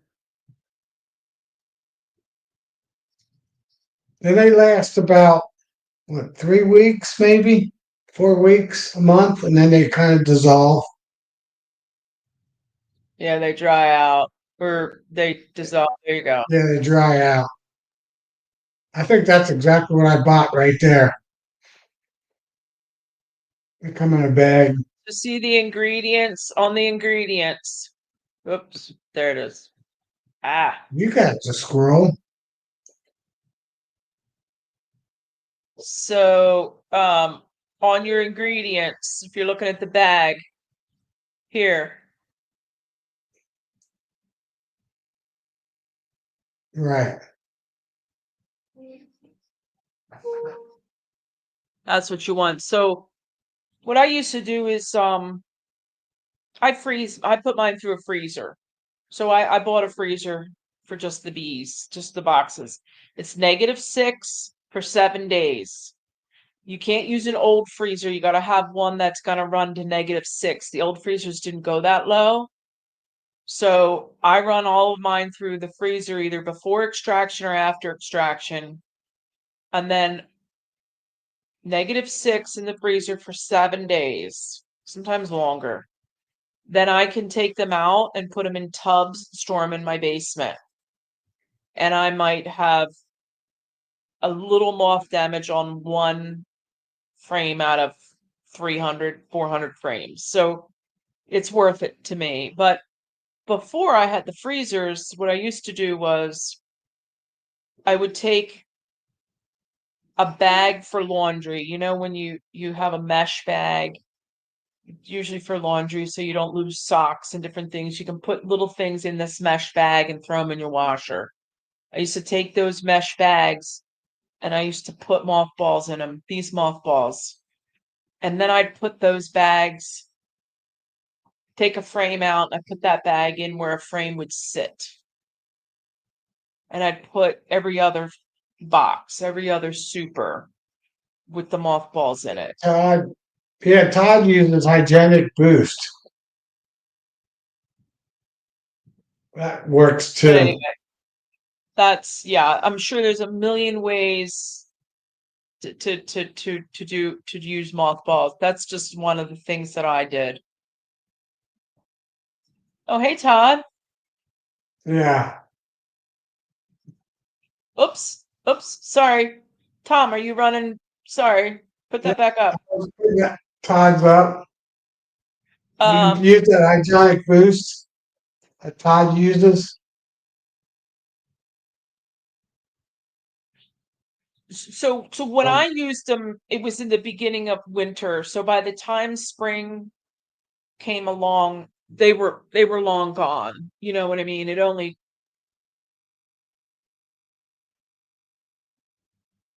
Todd, it's kind of fun. I put mine in only this time of year, and once they dissolve, like in another month, it's winter time. They're gone anyway. So they have all what is winter. hygienic boost? What is that? That's a different material. Oh, I don't know what Todd's honey cycle is out there in California. He might have a much shorter time Yeah. storing his And supers people and down in the warm weather don't have that winter dearth time, air things out. So right. yeah, 13 is the other one. That's the well, it's not new anymore, but you put it in like a spray bottle, the kind you pump, and then you spray each frame. A lot of work. yeah, a lot of work.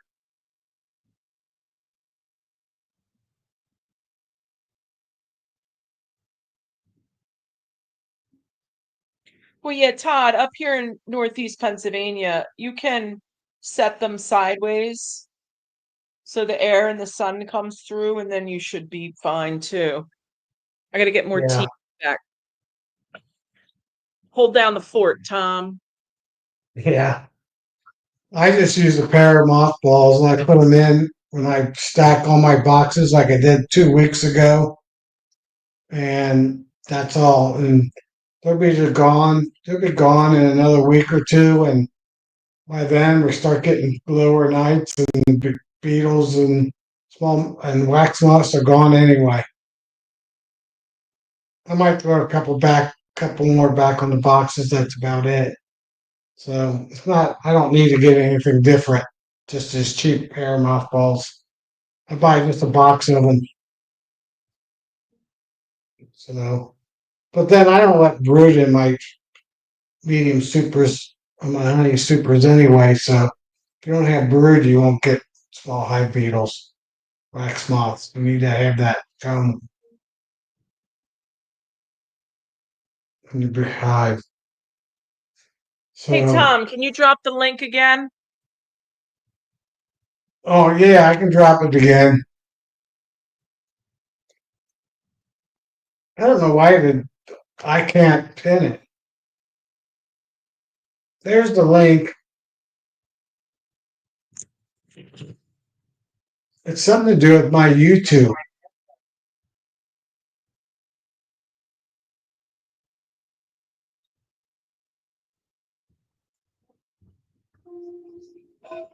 I was trying to fix it. I don't see my comments coming up on the YouTube side of it.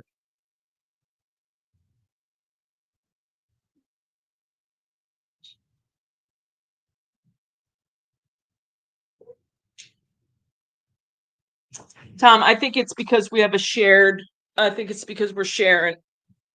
Yeah. Just comes up as you every time I make a comment. So you need to post it and then pin it. Right. All right.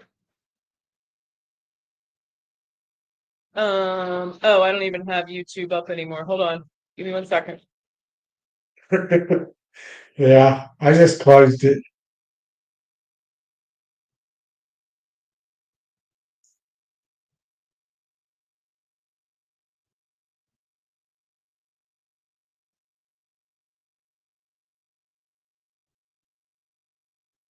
Yeah. Well, yeah, if you got pollen in it, yeah, any pollen. Yeah, that is possible, Dan, in your supers. Yeah.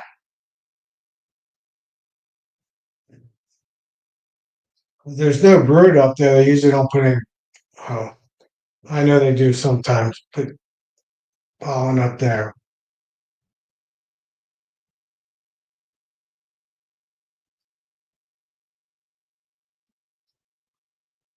Hey, Clay. Yeah. So yeah, whatever Todd's saying about Yeah, right.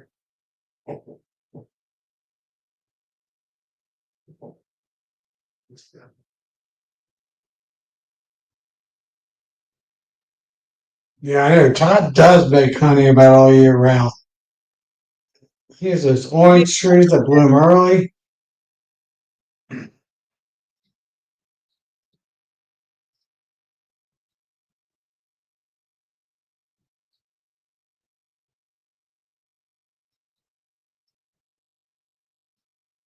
the wax moth issue I think is usually in the supers. I mean, I guess you can have some issues in the brood boxes, but I think the bees take care. Those larvae are so big that the bees can Yeah, run them out. They really can get them out of brood boxes.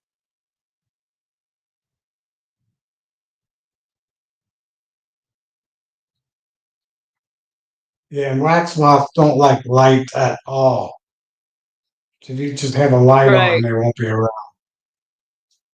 So if you face them, I face them west, put them on the side and face them west if I need to leave wax out for Right. throughout the year. I just make sure that they're on their short side face, so the bottom of the box is facing east or west, whatever, so the sun goes through them, not just sitting flat down like they're on a colony. Right.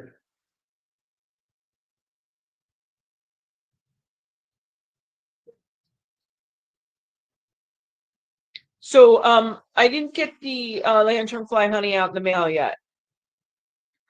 I had an event last week and wasn't on, and then I've just been busy.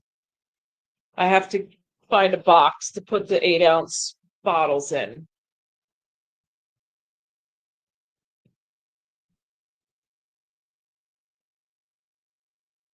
Yeah, I'm just trying to keep up with the comments.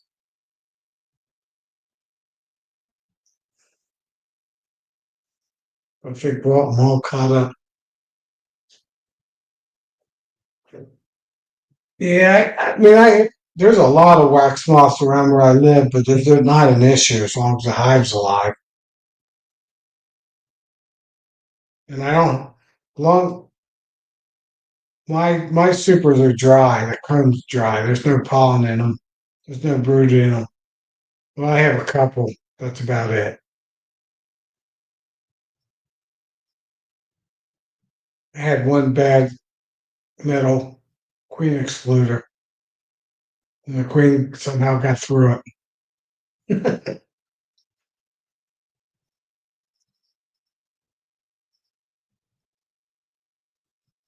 Then she got stuck up there.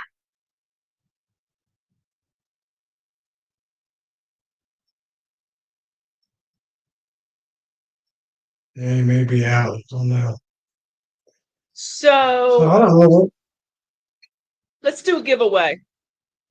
Tom, I got a bottle of honey. there you go. We're gonna give away Tom's. Tom's gonna give away a bottle of honey. So what we're gonna type in is gonna be hashtag Tom. Hold Tom. on, don't do it yet. Let me get it ready. Hashtag Tom. Ready?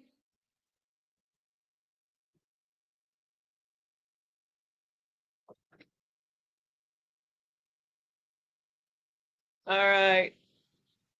Hashtag Nobody's posting Tom. yet.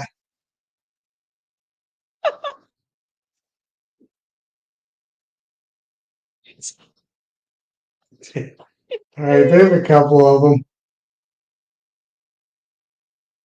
Dan's had a couple beers. I'm getting more Hey, focused. Brian's I don't know here. why I'm at. Hey, So Brian. the other thing is we can't. So Tom and I are sharing this on both of our channels. Two things. I'm fuzzy. And the second is that we can't pin the invite. Oh, Castle, I'm Three doing a printers giveaway, now. Brian. I'm doing a giveaway. You'll be so proud of me. All right. So now I don't know here. What do you We'll leave it brew? open another minute, All and then I'm grain gonna click brewery a time. button. I do all grain, Darren. I did it a long time ago. Shoot, probably 10 years ago. I did a YouTube, but I don't think that site's not even up anymore. I should do it. I should have done a YouTube on how to brew all grain brewing. Mash tun, the lauter tun, what temperatures? Bruce Brown. Hi, Bruce. There's a new name. Bruce. So I'm gonna hit this button and see what happens.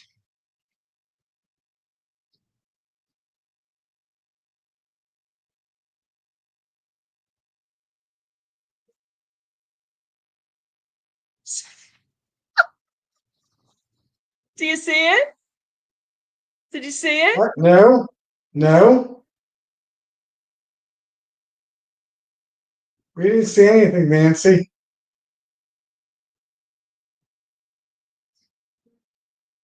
All People right, are hold still on. posting. Yeah, hold on.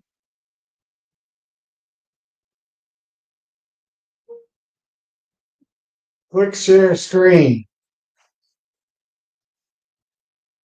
Okay. Hold on.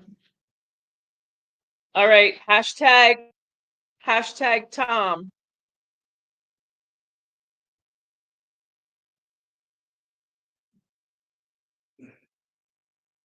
Ready? 1 out of 14. All right. You see it? It's working.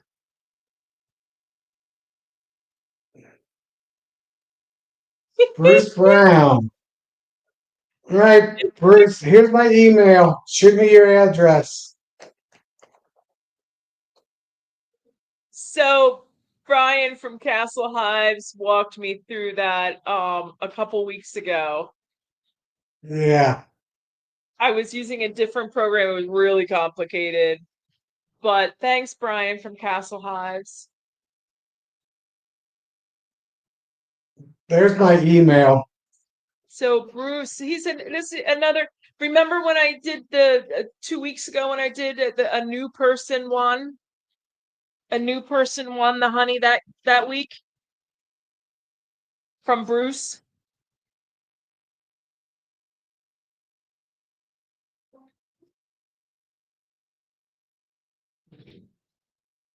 But so I know how to do. So I know how to do the giveaways now. There's my email. Anybody else want to give away honey? I can do another one.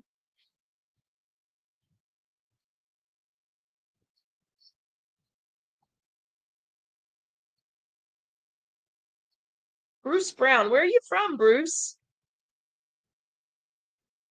Where do you I'm not sure I recognize your name. I love when new people win. It's fabulous.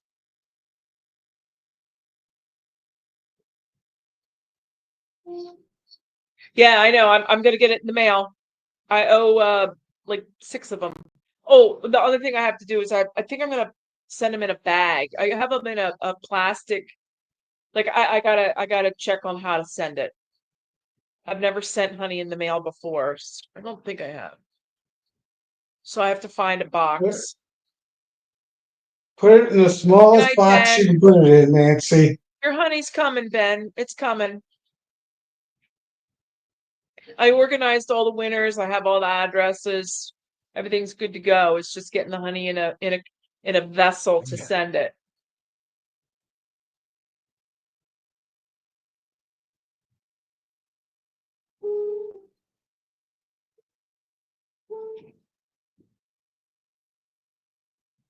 I tried to get Brian to put some of his creamed honey on the block here, but he won't send it.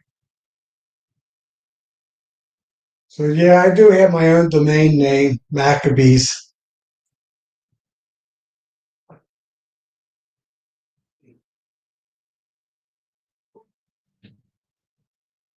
Four I don't a.m. use it. Oh, no, thank you.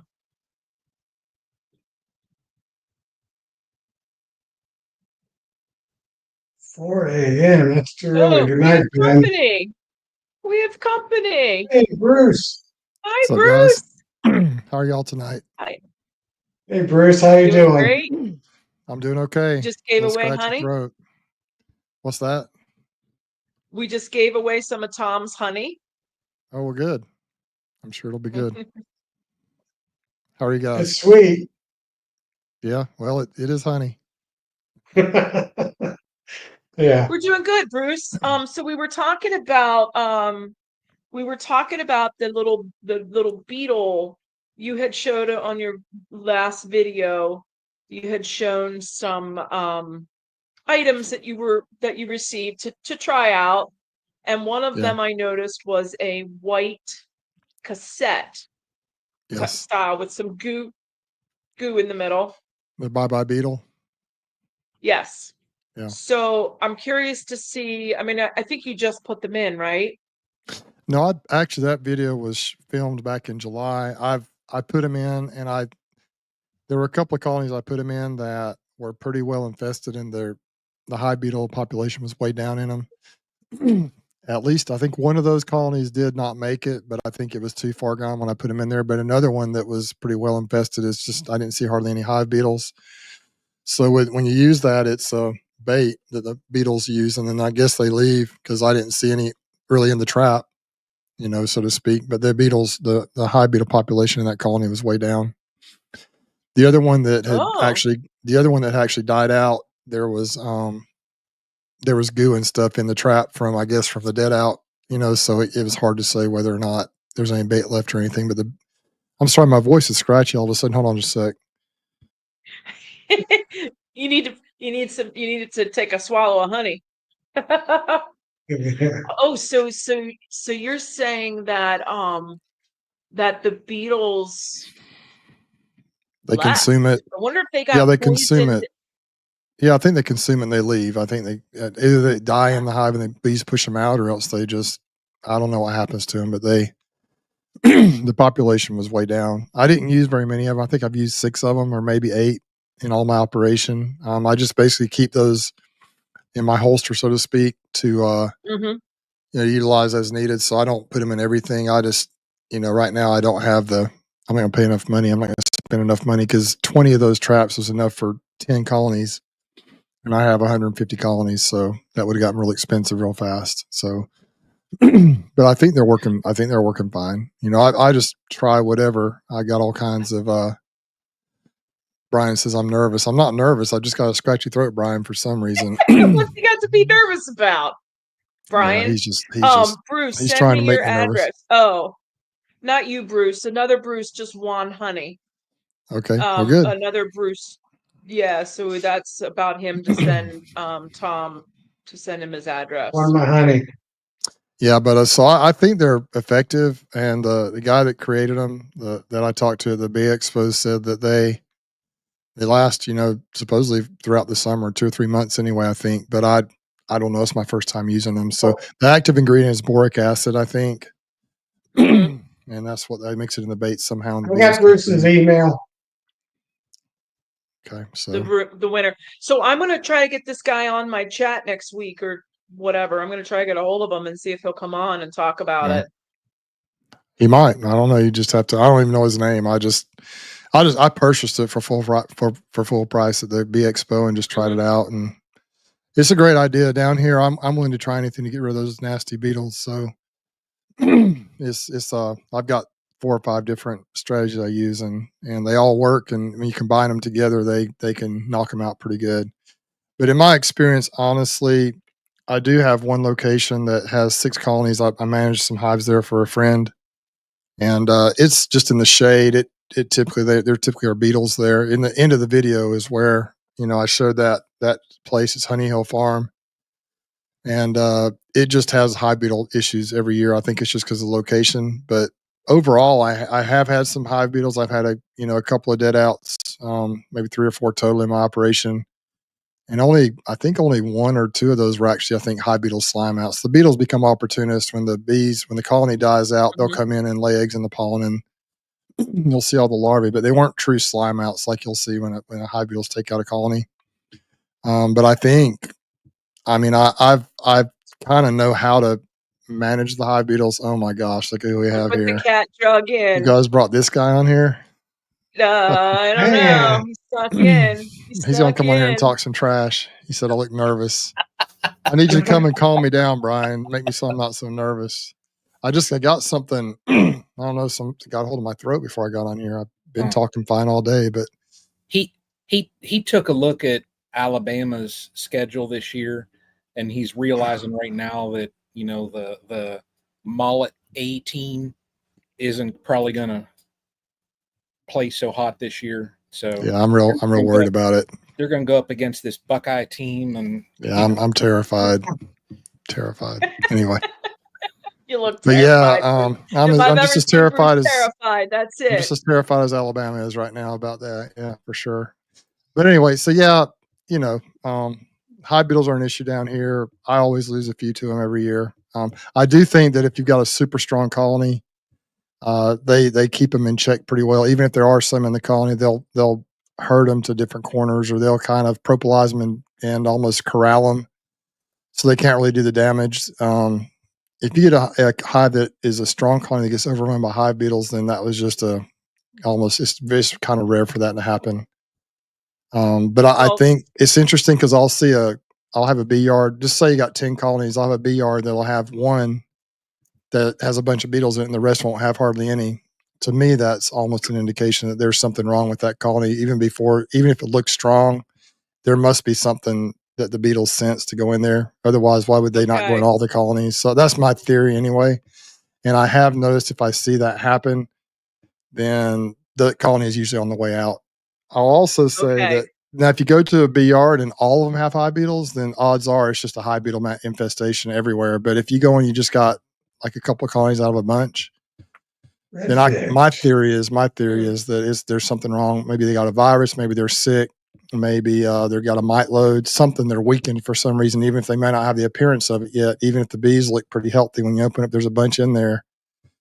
Their odds are they're about to be goners. If you see hive beetles, especially if you see wax moths in a colony, it's probably either they have way too much space or they're on their way out. I had an infestation the other day of hive beetles. I opened up a colony and I think I counted like 6. Yeah, man, that's Oh, listen, I had this past week and I didn't video this. It was getting long and it was hot and I was out. I'm trying to get some editing done, but is it Wednesday already? No. But anyway, so I had a dead out that was sitting there, and it was actually when I had sat on the top of another colony.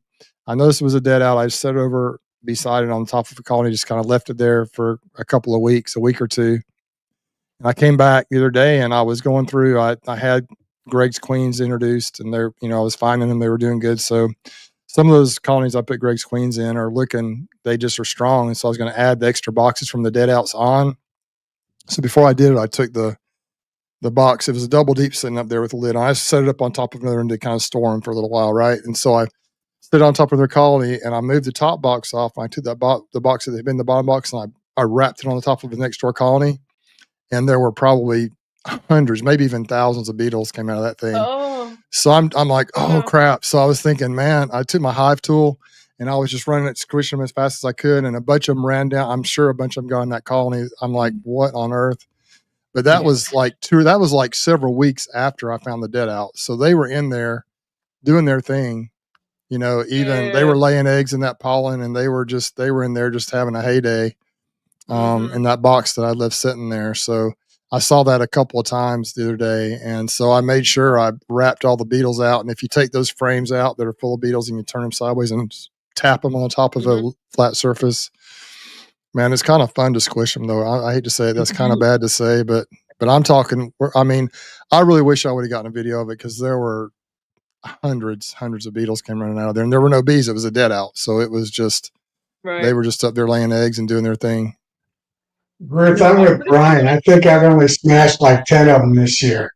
Yeah. Well, come down and you can join my party down here. I'm not seeing a lot though. In my healthy colonies, I'm not seeing as many as I normally do. I'm seeing some. This is the time of year right now when they peak. And so there are definitely hive beetles in my colonies, but I've had much worse years and it could get worse and worse now. I don't know. You never know. But up until this point this year, I really think I've only had one true, what I would call a dead out. And that's when we found we were harvesting honey. And then I did find one Saturday when I was going through and checking on Zach Heinzelman's queens. Actually, I was checking all the colonies that day in that yard. And I don't think it was one of his queens, at least not one that I put in recently. But that colony was at all mediums and it was a triple medium. And the bees had really reduced down in size, but there was a lot of honey left on that colony. And it had the evidence of there was slime in there. It was that orange, yellowish, nasty stuff. And but it was like half the colony had slime in it, and the other half looked healthy. So I condensed it way down, and I got all the slimy frames out, and I actually moved the hive over on the pallet next to it. I got a clean box, moved it next door, and then I put all the bees and clean frames in that one. I don't think they're going to make it, but it's worth a try, just to salvage them. Mhm. And I just took all the rest of the frames so I got to tell you one of the funnest things to do with hive beetles, if you want to know what this is. It Okay. can be, you can turn it into a fun thing if you want to. Have you guys all experienced slime outs before? Have you ever had one? Do you know what it looks like when you I have a had hive my beetle first slime out? one. Okay, Yeah. so typically when you have a true hive beetle slime out, it's the problem is it's not by beetles as much as they lay the eggs, and then the eggs hatch into larvae. Yeah. The larvae get in the honey and they start, I guess they defecate in there, and then it becomes a slimy mess. It breaks down the honey. So when you open a colony, you see that the colony is probably going to be a goner, but when you actually pull the boxes off, in the bottom, there often is it's like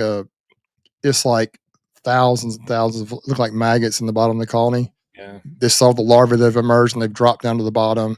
It's just a gross thing. So what I like to do, it's kind of fun, is I use a blowtorch to light my smoker now. So you turn that blowtorch on and you just run it over those larvae, and you kind of take your hive tool and stir them, make sure you get them all, and it just cooks them and it kills them instantly. I mean, as soon as you touch them with that thing. And then there's always beetles running around, and the beetles, it kills them instantly too. It's I kind of want fun to to do see a that. video of when Bruce is doing that, and he's letting out that yee like Turtle Man. No, I don't. And he's yelling out with that Southern accent. It's just a quiet sense of satisfaction. I don't have to say anything. The video speaks for itself. Yeah, I want to see. I like this comment. If there's no video, Bruce, it's never. Well, there is a video, but I am trying to see if I So can I had find my it. first slime out, and the reason I found it was because it stunk.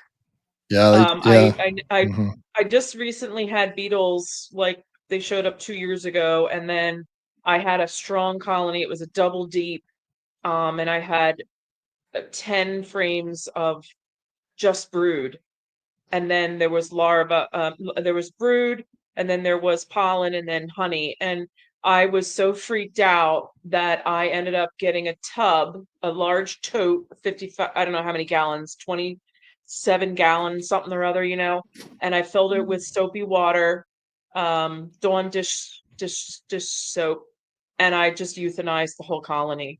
I just dunked all the frames. I killed all the bees. And now, Bruce, what you said about that colony was sick, I'm glad I did that. I thought I was overkill. I thought maybe I was being a little overkill, but that colony was so disgusting. There was no way, like, I could even think how I was going to get that back. So I just killed the whole thing. I dunked them. I think I had to get a second tub, and I just dunked them. I just killed everything. I took the tubs and took the soapy water and washed it all down underneath where that colony was. So if anything was in the ground, so I froze. So I washed it all out, killed it all, and then I froze them at -6 for like 7+ days. And then I let them sit out in the air, kind of dry out. Then I took the one and I stuck it on top of a strong colony that needed a little extra space now.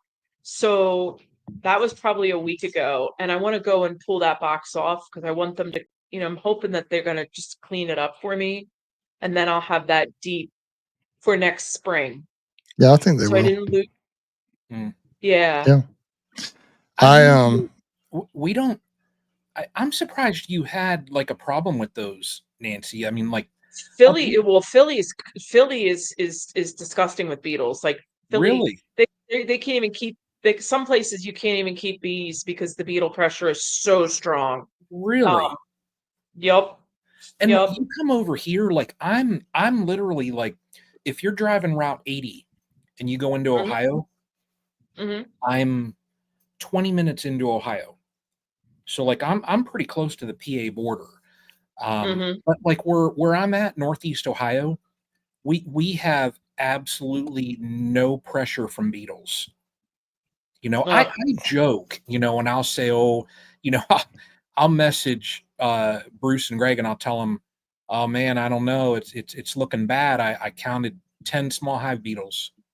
Yeah. But we don't have them here. Well, Greg has was me issues 2 with them. years ago. Yeah, That was me and 2 that's years weird because ago. I'm in Southwest Ohio, and I don't have issues either. Yeah, that's weird. I wonder if it's something like with the soil or something. I think it is. There's a Yeah, lot of factors. There's a lot of factors. Yeah. so now I One need to thing, learn about it. I need to yeah. learn how to, be like kind of figure out how to, get rid of them. And I saw Bruce's Yeah. video and I saw that little thing. I thought, oh man, I don't want to do the oil. Like I don't want to do those because that's not gonna work for me. I just know I'm What not about gonna. Did you see the end of that video? I have some things called beetle crushers. Did you see those? Eh. what about Yeah. You don't like that? Well, I I want them. I want to be sure of a demise. Yeah, Like that's those, why. if you don't crush them, like what if I'm not in my colonies for Well, the bees this will time of propolis them. year? The bees will propolis and trap them in there. But yeah, Oh, I put out all the stops. I haven't checked my beetle crushers yet. I'm going to do that this coming weekend to see how they're doing. But hmm. I do the beetle. I've never done them before. I tried it for the first time, and then I use the Dixie H700 towels. It's the same thing as Swiffer, like the Swiffer sheet principle. Yep.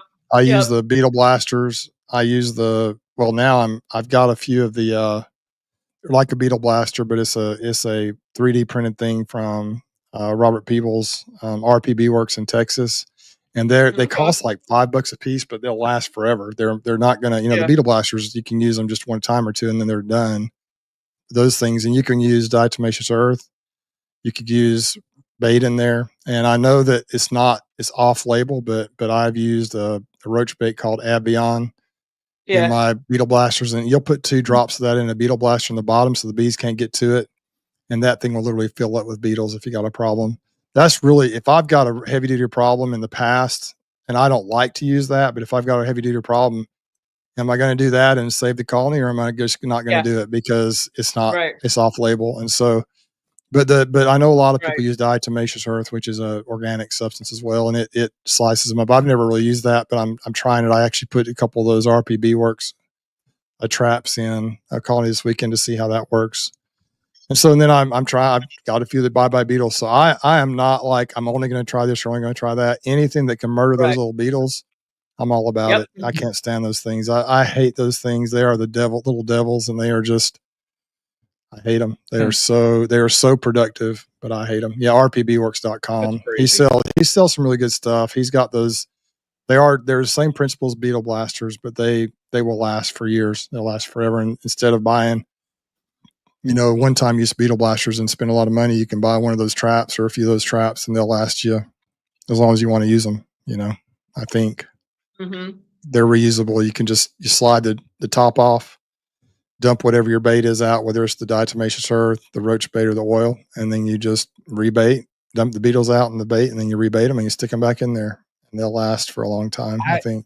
When I very first started beekeeping, I looked at everything and I saw the oil traps, and I didn't know to even look, for small hive beetles. I just thought, I heard people talking about this and that. You got to put these traps in your hives, and I thought I was doing something wrong because I would do my inspections, and I would, you're careful with those traps just because and it's almost like an ask me how I know thing, because I'd tip a box and not take those traps out, and then I'm dumping that oil down through my colony. Yeah. But That's why I'm not going to be good with that. Yeah, Well, oil. If you spill oil on the queen, oh, she's a goner. it's a disaster. But Here's the I would traps I'm check. using. Yeah, there they are. I would check, and I would see I wouldn't see any beetles. And then I'm sitting there thinking, well, am I doing something wrong because I don't see small hive beetles? There's the Well, trap. we I'm don't have talking them. about the longer. I'm talking about the longer and skinnier one is the one I'm dealing with. It's more like a beetle Yeah. blaster. Can you see that? And I've got it halfway opened up there. You're looking at more of the beetle gel, the flat trap, but they also have the long and skinny ones. It's like the beetle blaster. That's the one I'm talking about. Huh. This right here. Whoops. Okay. So yeah, I did see them. I thought they were the That's ones them that you right put there. oil Right in. there. Those are the ones I'm These? and you can put oil on them. You can put whatever you want in them, honestly. Huh. But they work. I think they're going to work well. It's my first time putting them in there. I've had them for a couple of years, but I So really, you could honestly, put so just like you were saying, trying to find something that works. You could put that bye Beetle Be Gone goo in the bottom.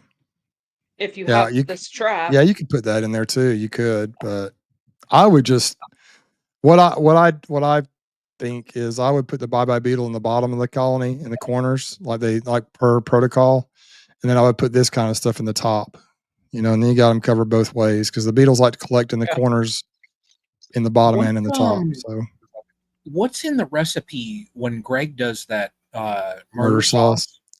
I'm What not is sure. it? What's in It that? might be boric acid. I'm not sure. I've had to look at the recipe again. I'd have to look at that Because video. what he would do, Nancy, I'm sure the video it's somewhere out there on Greg's channel, but he would basically put a glob of it in each corner, and it's where the bees would corral the small hive beetles to, and whatever the heck was in that murder sauce that he had mixed up kills the beetles. Yeah, if it's boric acid, he couldn't do that because I think it would be deadly to the bees. I don't know if the bees would eat it though, but if it's got boric acid, I don't know. You'd have to look at the recipe, but I'll look. yeah, there's a video on that. But anyway, All in patty with boric acid.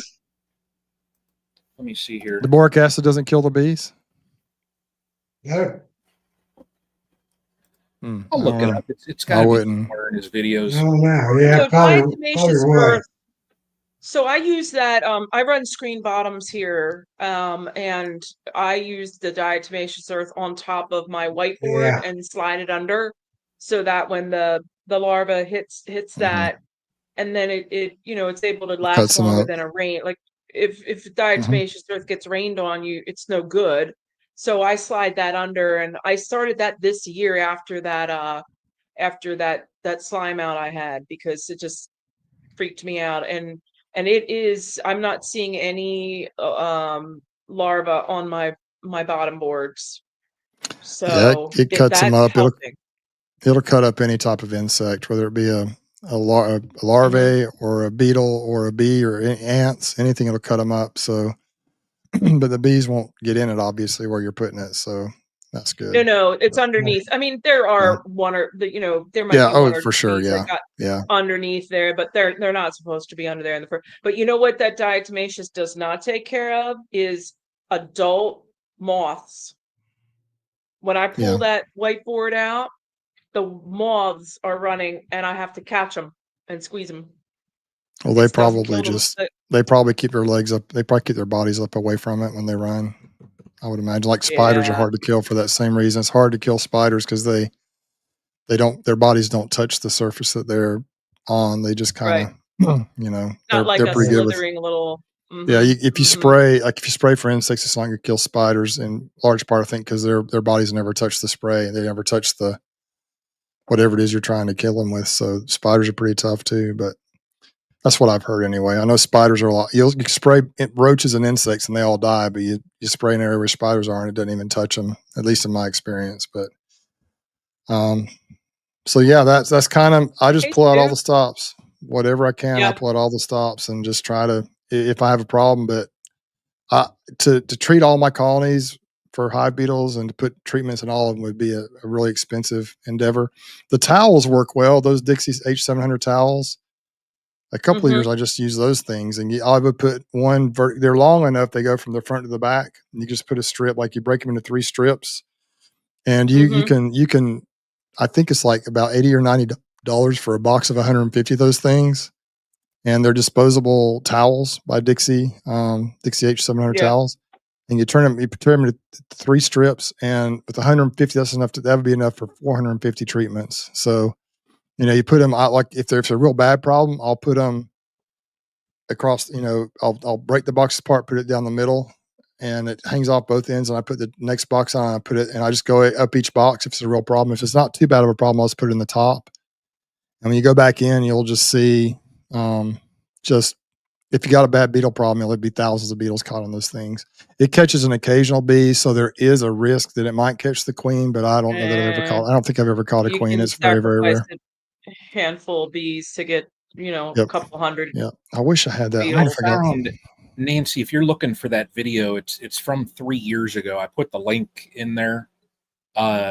it uses, so he's got 3 pounds of it looked like a lard. I have it muted, so, and then it's half to 1.5 cups of diatomaceous earth, and then it's 10 drops of eucalyptus oil. Yeah. And he's got a section in the video that's just its recipe. So we were talking earlier, Gunline, Hannah and Tim and Hannah were talking about a peppermint extract with eucalyptus oil. And it's just like a homemade thing you can do and put that on the top bars, and that they're saying that's going to get rid of them too. So, again, pulling out all the stops, like just doing multiple different things, like and really, as long, like, if I do a couple things, I want the beetles to be gone, and then I'll backtrack to figure out which one really worked. But I need to get rid of my colonies down there at the commercial. It's a big farm. I have colonies down closer to Philly, and all three of those have. I mean, there's hundreds. I don't even want to pop the lids anymore on them, because I need them to do what they need to do. They're strong colonies, but I need them to do, I was down there today, and I didn't even pop the lids, because I really need them to just keep doing what they're doing until I can come in with something. And that's why I kind of really wanted to just come in with the little, the bye-bye beetle, I guess is what it is. I'm trying to get my name straight here, but just come in and slide those things in there and see if I can. I had no clue that small hive beetles were an issue over in PA. Oh yeah, Philly, they're terrible. Wow, they're terrible. Huh. But that stinks, man. I'll tell you, once you get that slime out once, and you smell that smell, now I'm like convinced I'm smelling it like in other different colonies, and I'm not. It's just in my head. But another thing you'll notice is if you look at the front of the colony, it's yellow, and there's like some yellow, basically it's pollen that's dripping out. You'll know that you probably have a slime out problem too, or a dead out, because it's just when I can't even picture that. It's gross. It is absolutely nasty. Unreal. It is yeah, it's nothing you want to experience if you can help it. Oh man. But one thing I don't know if you guys ever heard of Larissa, Beekeeping Made Simple. She's yeah. Oh yeah. She's in my area. She's from my area now. Yeah. She moved from Hawaii to here. She moved back over there. Yeah, Have you met her? Have you met her? Not in person, but I've talked to her on the phone, and yes. I had her on a video. She came on with me. We did an interview a couple of years ago, and that was back when her channel had just a few thousand subscribers. So she's blown up. She's blown up. She's doing a good job. Yeah. But so in Hawaii, they had a lot of hive beetle issues over there. It's really bad. So I asked her what she did, and she said that if they find slime outs, that she would just take black garbage bags with her, and she would just throw the frames in there and just like rake everything into those bags, then take it and just destroy it. It's really like, if you got like one colony or something, it's not a big deal. But when you go through, and if you've got, they're just so nasty, you just can't. It's almost overwhelming. It's hard to deal with them, because a couple things. Number one, the frames are nasty. Number two, you have all these larvae everywhere, all writhing around and crawling in the frames and all over the bottom boards. I figured out how to deal with the ones on the bottom boards now with my torch. That works so good. Just burn them up. But the ones that are in the, and also another thing, if you have like chickens, you can just kind of sweep the larvae into a bag or a bucket and take it and just throw it in there for your chickens. Love them, man. Any wax moths, they will eat the heck out of those things. They love them. Why are you discriminating against my quail? Well, quail, any type of bird, quail probably would too. I don't have quail though, so most people don't have quail, Brian. But so yeah, I think she just said she puts them in garbage bags and just destroys them. And I did that for a while. I had a problem right after I talked to her, and if I found a bad slime out, I had some big black garbage bags with me, and I would just just get rid of the frames and start over. You can clean them up like you did, Nance. You can clean them up and all that stuff. And what I actually do what I've done this year, since I haven't had very many, is I'll just I'll kind of clean up the actual spot where they were. I'll roast the larvae. I'll try to kind of beat the larvae, all the beetles and larvae out of the frames the best I can. If it's really slimy, it's hard to do that. And then I'll just take the box full of the frames that has the slimy honey, and I'll set it off to the side. And if the bees want it, they can have it. Lots of times they don't mess with it because it's just nasty. So I leave it out there and just kind of let it weather for a little while. And then I kind of deal with it. If the frames are salvageable, I'll salvage them. Otherwise, I just burn them or get rid of them because it's just not worth. It's just so Right. nasty. The number of colonies I have, I can deal with 1 or 2 or 3, but if it becomes 10, it's just 10 times a double deep is, that would be what, 200 frames, and then it's just way overwhelming. This is a picture. I'm not sure if you can see this. Those are the towels. Some of the towels I used. Oh, That was back, I think, in Wow. 2021. And those are just, I laid them across the top of the boxes, and they just are, it's hard to focus on here, but they had just absolutely, Real. there's thousands of beetles in those towels. You see how the Hey, bees kind Brian, of pick at it, the share- bees kind of propolize it, and the share beetles this on get your caught. channel, Brian. I can't even I can't even fathom that. I mean, because like we don't have Brilliant. that. So there must be, Well, the beetles must be external to the hive where they really mass produce also. You get that many in a hive. I wonder- think they originally came in. I don't know that they were.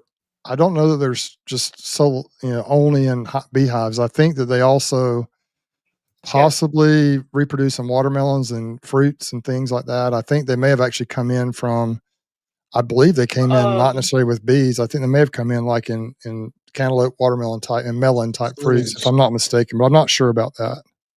so after years of listening about beetle problems and not having them, I would kind of like zone out a little bit, and then I'd come back to when they, stop talking about the beetles. But one thing I do remember people saying that if they had a garbage dump, when you redo your garbage, what's it called? What's that called? Landfill. No, not a lamp. At home, when you just put your garbage in and you toss it around. Compost. Compost pile. If Compost. you had a compost pile in X amount of feet of your colonies, that they had hive beetles much worse and much quicker. So, was there a connection there? Is there a connection that they're living off of the sugars of things we compost? Yeah, Yeah, compost. There I you don't go. know. But Yeah, I don't know.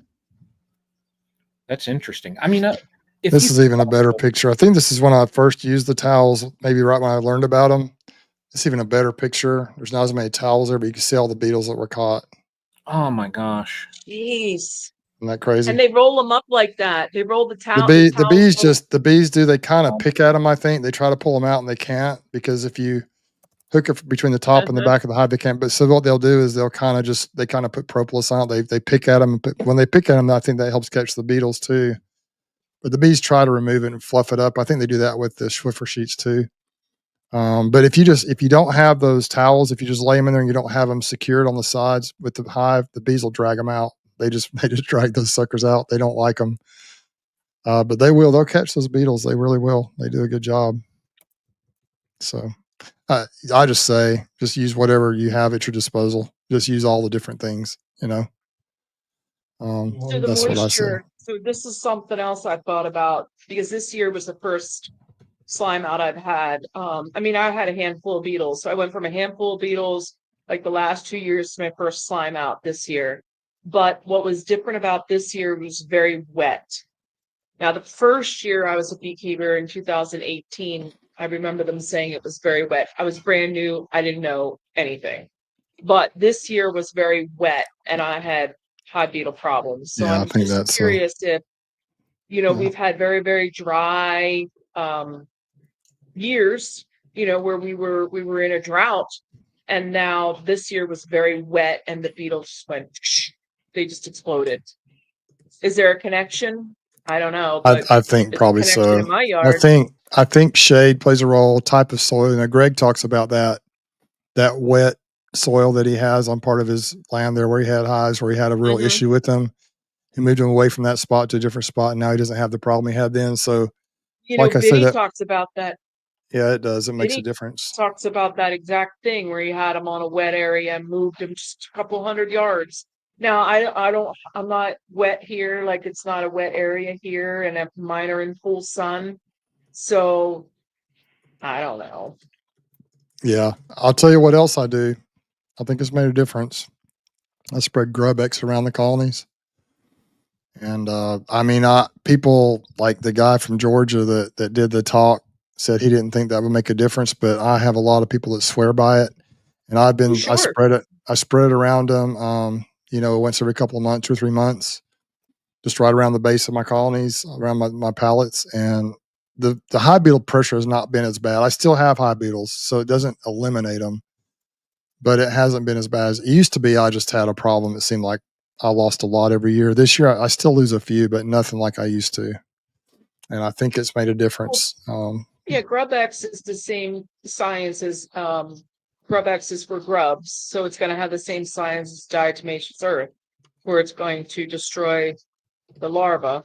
So yeah, What he said, yeah. the active ingredient in Grub-X does destroy the larvae, and that's why University of Georgia has been experimenting with putting it in pollen patties. The active ingredient, they don't just put Grub-X in it. They purchase whatever the active ingredient is that's in the Grub-X.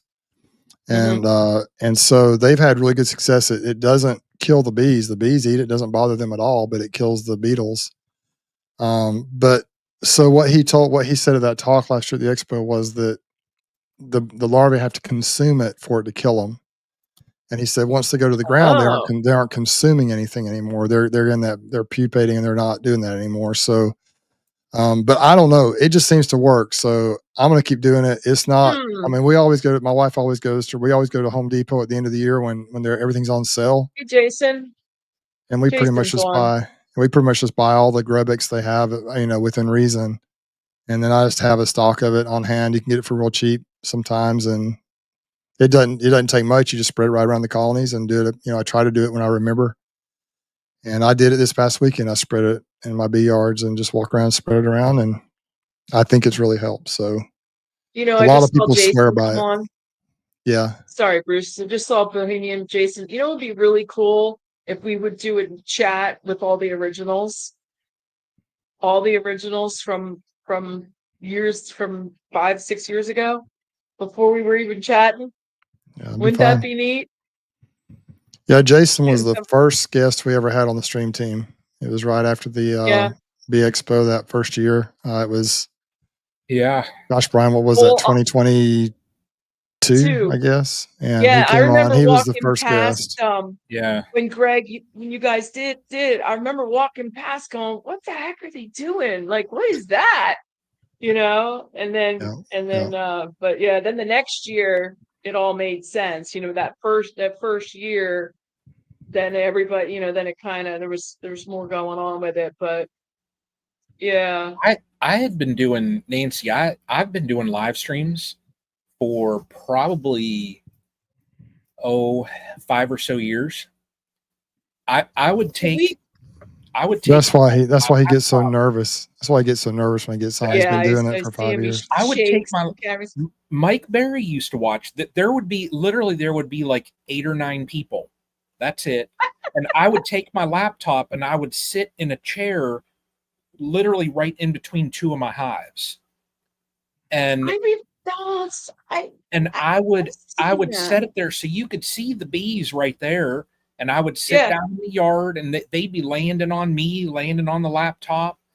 And there'd be, I mean, at most, I think I might have had a dozen people one time, and we would just chat about bees, and Well, that's how we got hooked up. Is because another guy that Bruce was talking to was like, "You need to get a hold of that Brian," and And then Greg just oh, randomly called me. And yeah, Brian, Zoom. I guess you happen to know Greg. I didn't know you knew him then, but somehow, I and then bought bees from him. we had that first one. We had like 7 people on. And that Yeah. one guy, what was that one guy's name that was kind of crazy up there? Chad. Yeah, he was a mess. But anyway, I talked the last time I talked to him. He no longer can keep bees. He got allergic. oh goodness. He was he was doing better. He had gone through a divorce and stuff. He had some things go on, personal wise.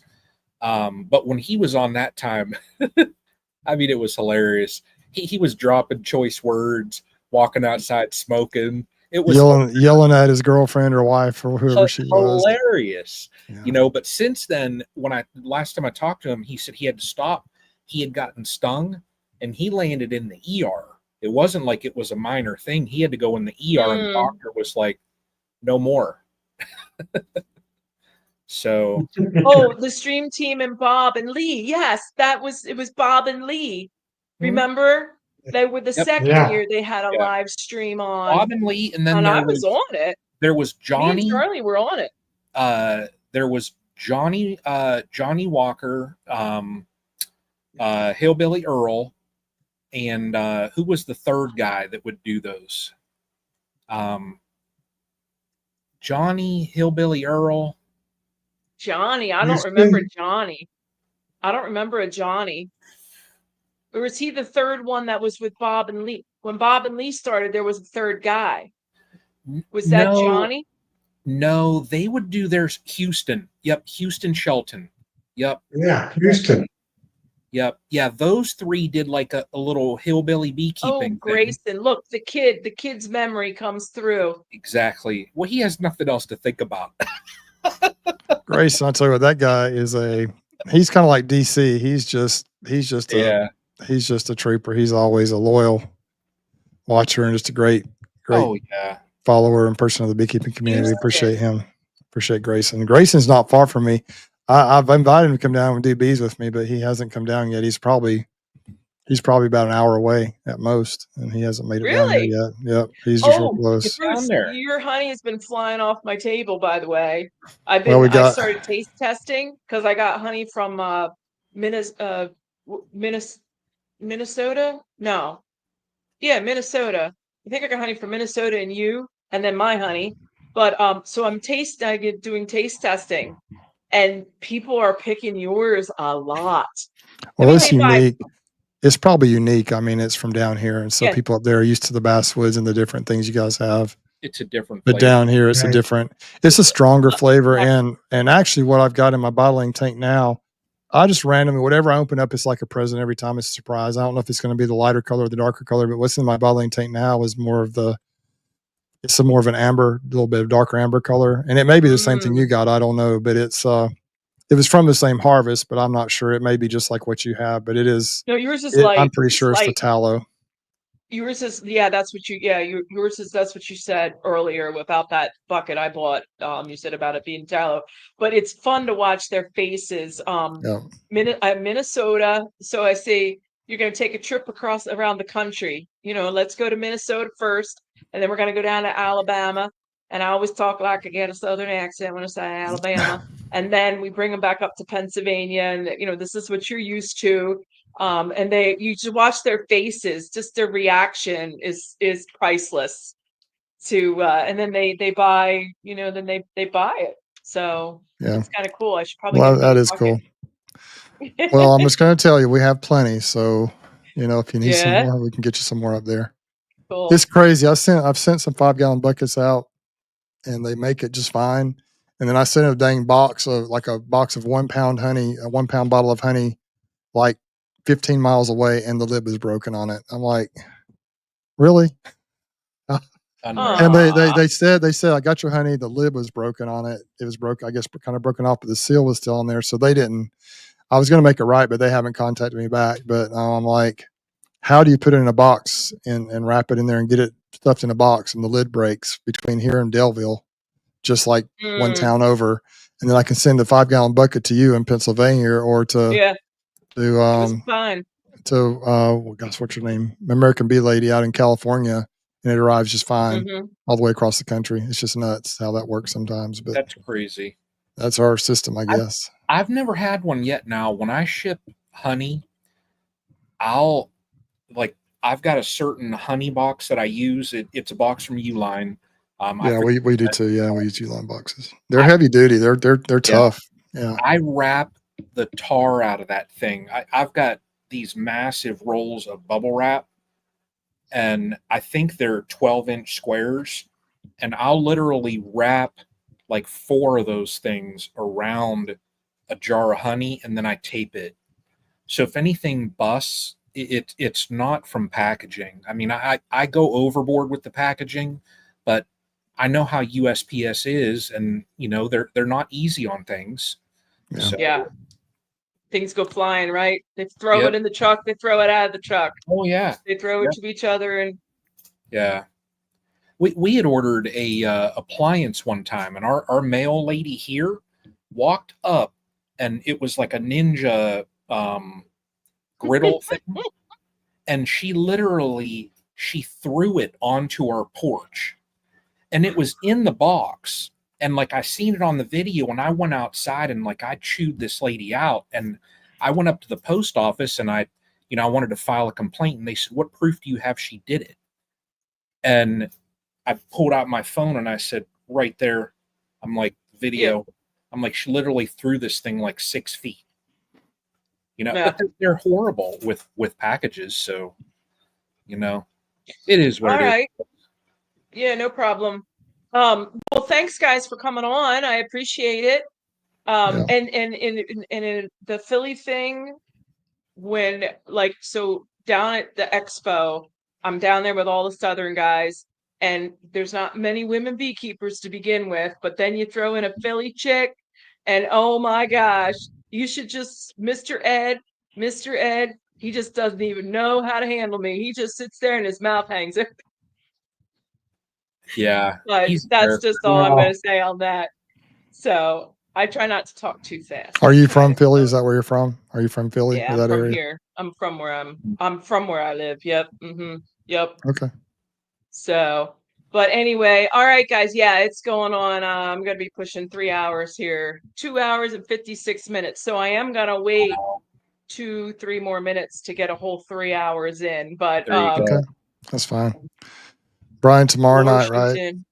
You got Yeah. it on your channel Yes, tomorrow? you guys are so. Brian's channel Yeah, I tried tomorrow. to run down at the end. So you guys, stream team is tomorrow, Wednesday night. Yeah. Thursday night is Ricky. What's Ricky's new? The Bee Connection. The Bee Yeah. Connections Thursday. Friday night is Sawmill Charlie. Saturday night is Joey. Joey. Me again, Joey. And then Sunday is Tim and Hannah. Gunline. Yeah. Yeah, Tim Gunline. and Hannah, and then I'll be- back to Bill.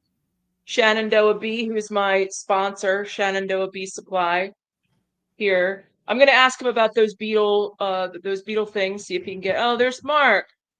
Mm. Oh, Philly cheesesteak. Yeah, I would but just Whiz. the Bye Bye Beetle. Whiz. I would just go on the website and see if you can send an email to whoever the owner is. I'm not sure what his name is. Oh he's yeah, an I'm gonna try to interesting get him fellow. on. Yeah, just he was kind of weird. He was kind of like, just try it first before you do a video on it. But I just went ahead and did a video. Yeah, we don't got So, time. No. Anyway, I just show people what I'm doing. I'm not really promoting any of these products necessarily. But I'm Whiz kind of quit. impressed with Jared Whiz. Malcolm. He's got the beetle crushers and those little clips for the Apivar and Those Roxanne little clips strips, are slick. and they're pretty cool. Yeah, everything's 3D printed, but they worked well. I will tell you, if anybody's using Roxanne out there, people really worry about the fact that the Roxanne, when they lay over a frame like this, so this is a frame, they lay over the frame, they kind of bow out a little bit. And so the frame they're on, they don't really mess with. The one next to it, I've found, is the one that really, it kind of pushes into the next door frame. And the bees will clean the wax out under there and they won't lay. But it just doesn't bother me that much. And then I think we could take them out. They'll just build that comb back, I hope. It doesn't matter that much. But those little clips, they hang it straight down in the middle, so it's not bowed out at all. And then I actually did an experiment. I checked it out Saturday when I was going through them, and there's almost no indentation or damage to the frame to get comb at all. They just hang straight down. They don't bow into the frame at all. They just hang straight down, and so it doesn't create any problems. That's good. And those clips will work both for Roxanne and for Apivar. Anything that has a strip that you hang down between the frames, you just clip it on there and hang it down, and they rest on the top of the frames. Those little white clips, and so. I mean, now for me, I put 895 strips in my colonies, so that's a lot. And then you figure if you're doing it with using those clips, you tear the strips in half. You have to cut them. So double that number. That's how many clips I would need to do all my colonies. And so it's just not enough. It wouldn't be enough. I wouldn't be able to really do that with all mine. Good night, I don't, Grayson. but if you just got a few colonies, or even, if you're willing to take the time to do it, it would be worth it. And I'll probably still use them some in some of mine, but it's really kind of I love people like what a lot of people, Jared's doing. A lot of people are doing this. They're innovators trying to figure it out, trying to create solutions for problems. And I love it. That's kind of what the Bee Expo, that's kind of Cayman's whole, that's Yeah. really the reason Yeah. for the conference, is to get people thinking, to move the profession, The or needle. move the beekeeping thing forward. It's just really cool. And Right. all the innovation that's happening right now is really neat.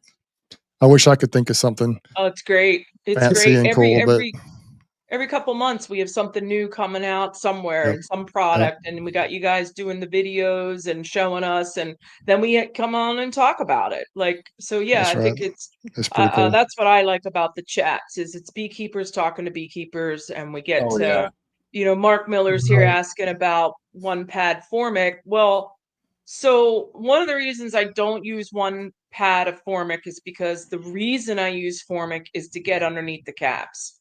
When I am having a buildup, I want that formic in, getting underneath the caps. One pad is not going to do it. Yeah. So you might as well just do OAV if you're going to use one pad. Yeah, I did a video with Tom Nolan about 2 or 3 years ago. He came down here and visited me, actually, and we talked about the formic. He is the North American representative, or he was. I think he still is the North American representative for the company that does the Formic Pro. And he talked about all the, like, I asked Tom, him a right? bunch of, Tom Nolan. I asked him, Yeah, from we know NOD. him. I asked him a Yeah. lot of questions. I mean, in that interview, it's about 20 or 30 minutes long, but I tried to just pepper him with questions that people have. And you can use the 1 or the 2 pad method. The reason he recommended the 2 pad method is what you said, Nancy. Now, it is a little harsher on the bees, but it is a little better kill. And what I've noticed, I've only used formic a couple of times, but what I've noticed is Right. it does do some damage to the brood. I mean, it messes it up a little bit. But what seems to happen in my case is that the queen comes back and lays with a vengeance. Like, she just comes back and just goes crazy and fills those cells back up. And once he said, I think he told me that in one country, maybe it's Australia or New Zealand, it must be New Zealand. I think he said that if you put, like, it's only 1 week is the treatment pattern time for that, because most of the stuff happens within the first 3 days. But here in America, it's 14 days. But I think he said one reason they might do that, or at least my theory on it, is that because the hive does look kind of rough if you go in there after a couple of days, it just looks really bad. And so just leave it in there until the queen has a chance to regroup, and then you open it up. It doesn't look too bad. But his question is 1 pad, shut the queen down, then OAV 3 weeks later. Mark, I don't think that would hurt. Would that hurt anything? I don't think it'd hurt anything, would it? No, so I use formic. I'm on my 7th year using formic, and I used to use 1 pad as a knockback to get them ready for the 2 pads, just to get it, when I have that spring build up. But the 2 pads is what's really gonna, and it's 3 days is your flash.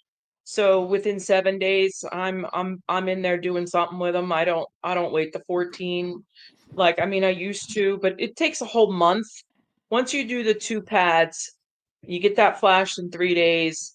You got to wait a month until your queen comes back with a vengeance. If your formic worked. If your formic isn't whatever, I mean, they've had some years where they had some bad product come out, but if your formic is working, it's going to be about a month until she comes and kicks off like a brand new queen, and your hives are going to be clean. Like, when formic works, it works. When it doesn't, it doesn't. Like, I've had some bad experiences this year, but it's me. It was me. It wasn't the formic. It was what I was doing that got things a little screwed up. So, Yeah. I am going to try some different things next year, just because it's time for me to branch out and try some other products. But formic is a good product if you get to learn your yard and how to use it.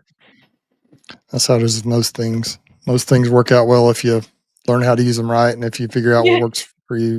First of all, use the directions on the packaging. That's one good Yes. thing to do. But then you can tweak it a little Yes. bit to your own. That's it. situation. Apigard is that way. There are several different ways to use Apigard depending on temperature and what your situation is. And it can be very effective, but it can also wreak havoc if you overdo it or if you do it wrong. But I've developed and then we could go on another hour about mite treatment, so we probably shouldn't dive into this. Right. But I really had an Next issue week. last year. Really had an issue last year, and Next time. Jason watch says, them "Wow, tape. there are directions on the pack." Wait, I gotta put that one. I gotta one put thing- that one up. Yeah, What one thing Nancy about just Formic, stated is That's one banana reason with I extra can't use fruit. Formic. one thing about Formic though is you have to leave the packaging on. Like don't pull the wrapping Bruce off. learned that. Oh, It you wasn't can't. clear. I pulled the wrap off. I did pull it No, off. oh I no, you did. didn't. But that's Yes. just a goo. That's Well, just a goo. Like you can't no, even. I mean, well, there is a wrap. There's a wrap. I pulled the paper off. Yeah. Not the Oh, okay. actual. So No, that's what I don't do pulled. that. Yeah, I learned that. Yes. I went ahead and treated the colony. I was just my first time trying it, and people were like, "No, Yeah. you can't do that." I did a video and everything, and then actually the hive did good. They survived and they did fine. But Tom, I called Tom. I'm like, "Man, did I do this wrong?" He's like, "But the directions are horrible. Like the directions are not good. If you don't really, I mean, you got to really read them close and really. It's easy to misinterpret that. I'm not the only person that's done that. I know that's true, but." Oh, yeah. Oh, I'm But sure. I'm sure. after that, I realized you leave the paper on, and it does work better if you leave the paper on like you're supposed to. Anyway, I do need to hop off of here though. Yeah. Yes, I we're need to all gonna hop off go. too. It's after 10, so we're all going. Thanks, guys. Have a All good right. night, Good everybody. night, everyone. See ya. I'll see you All guys right. tomorrow. Take care. Thanks.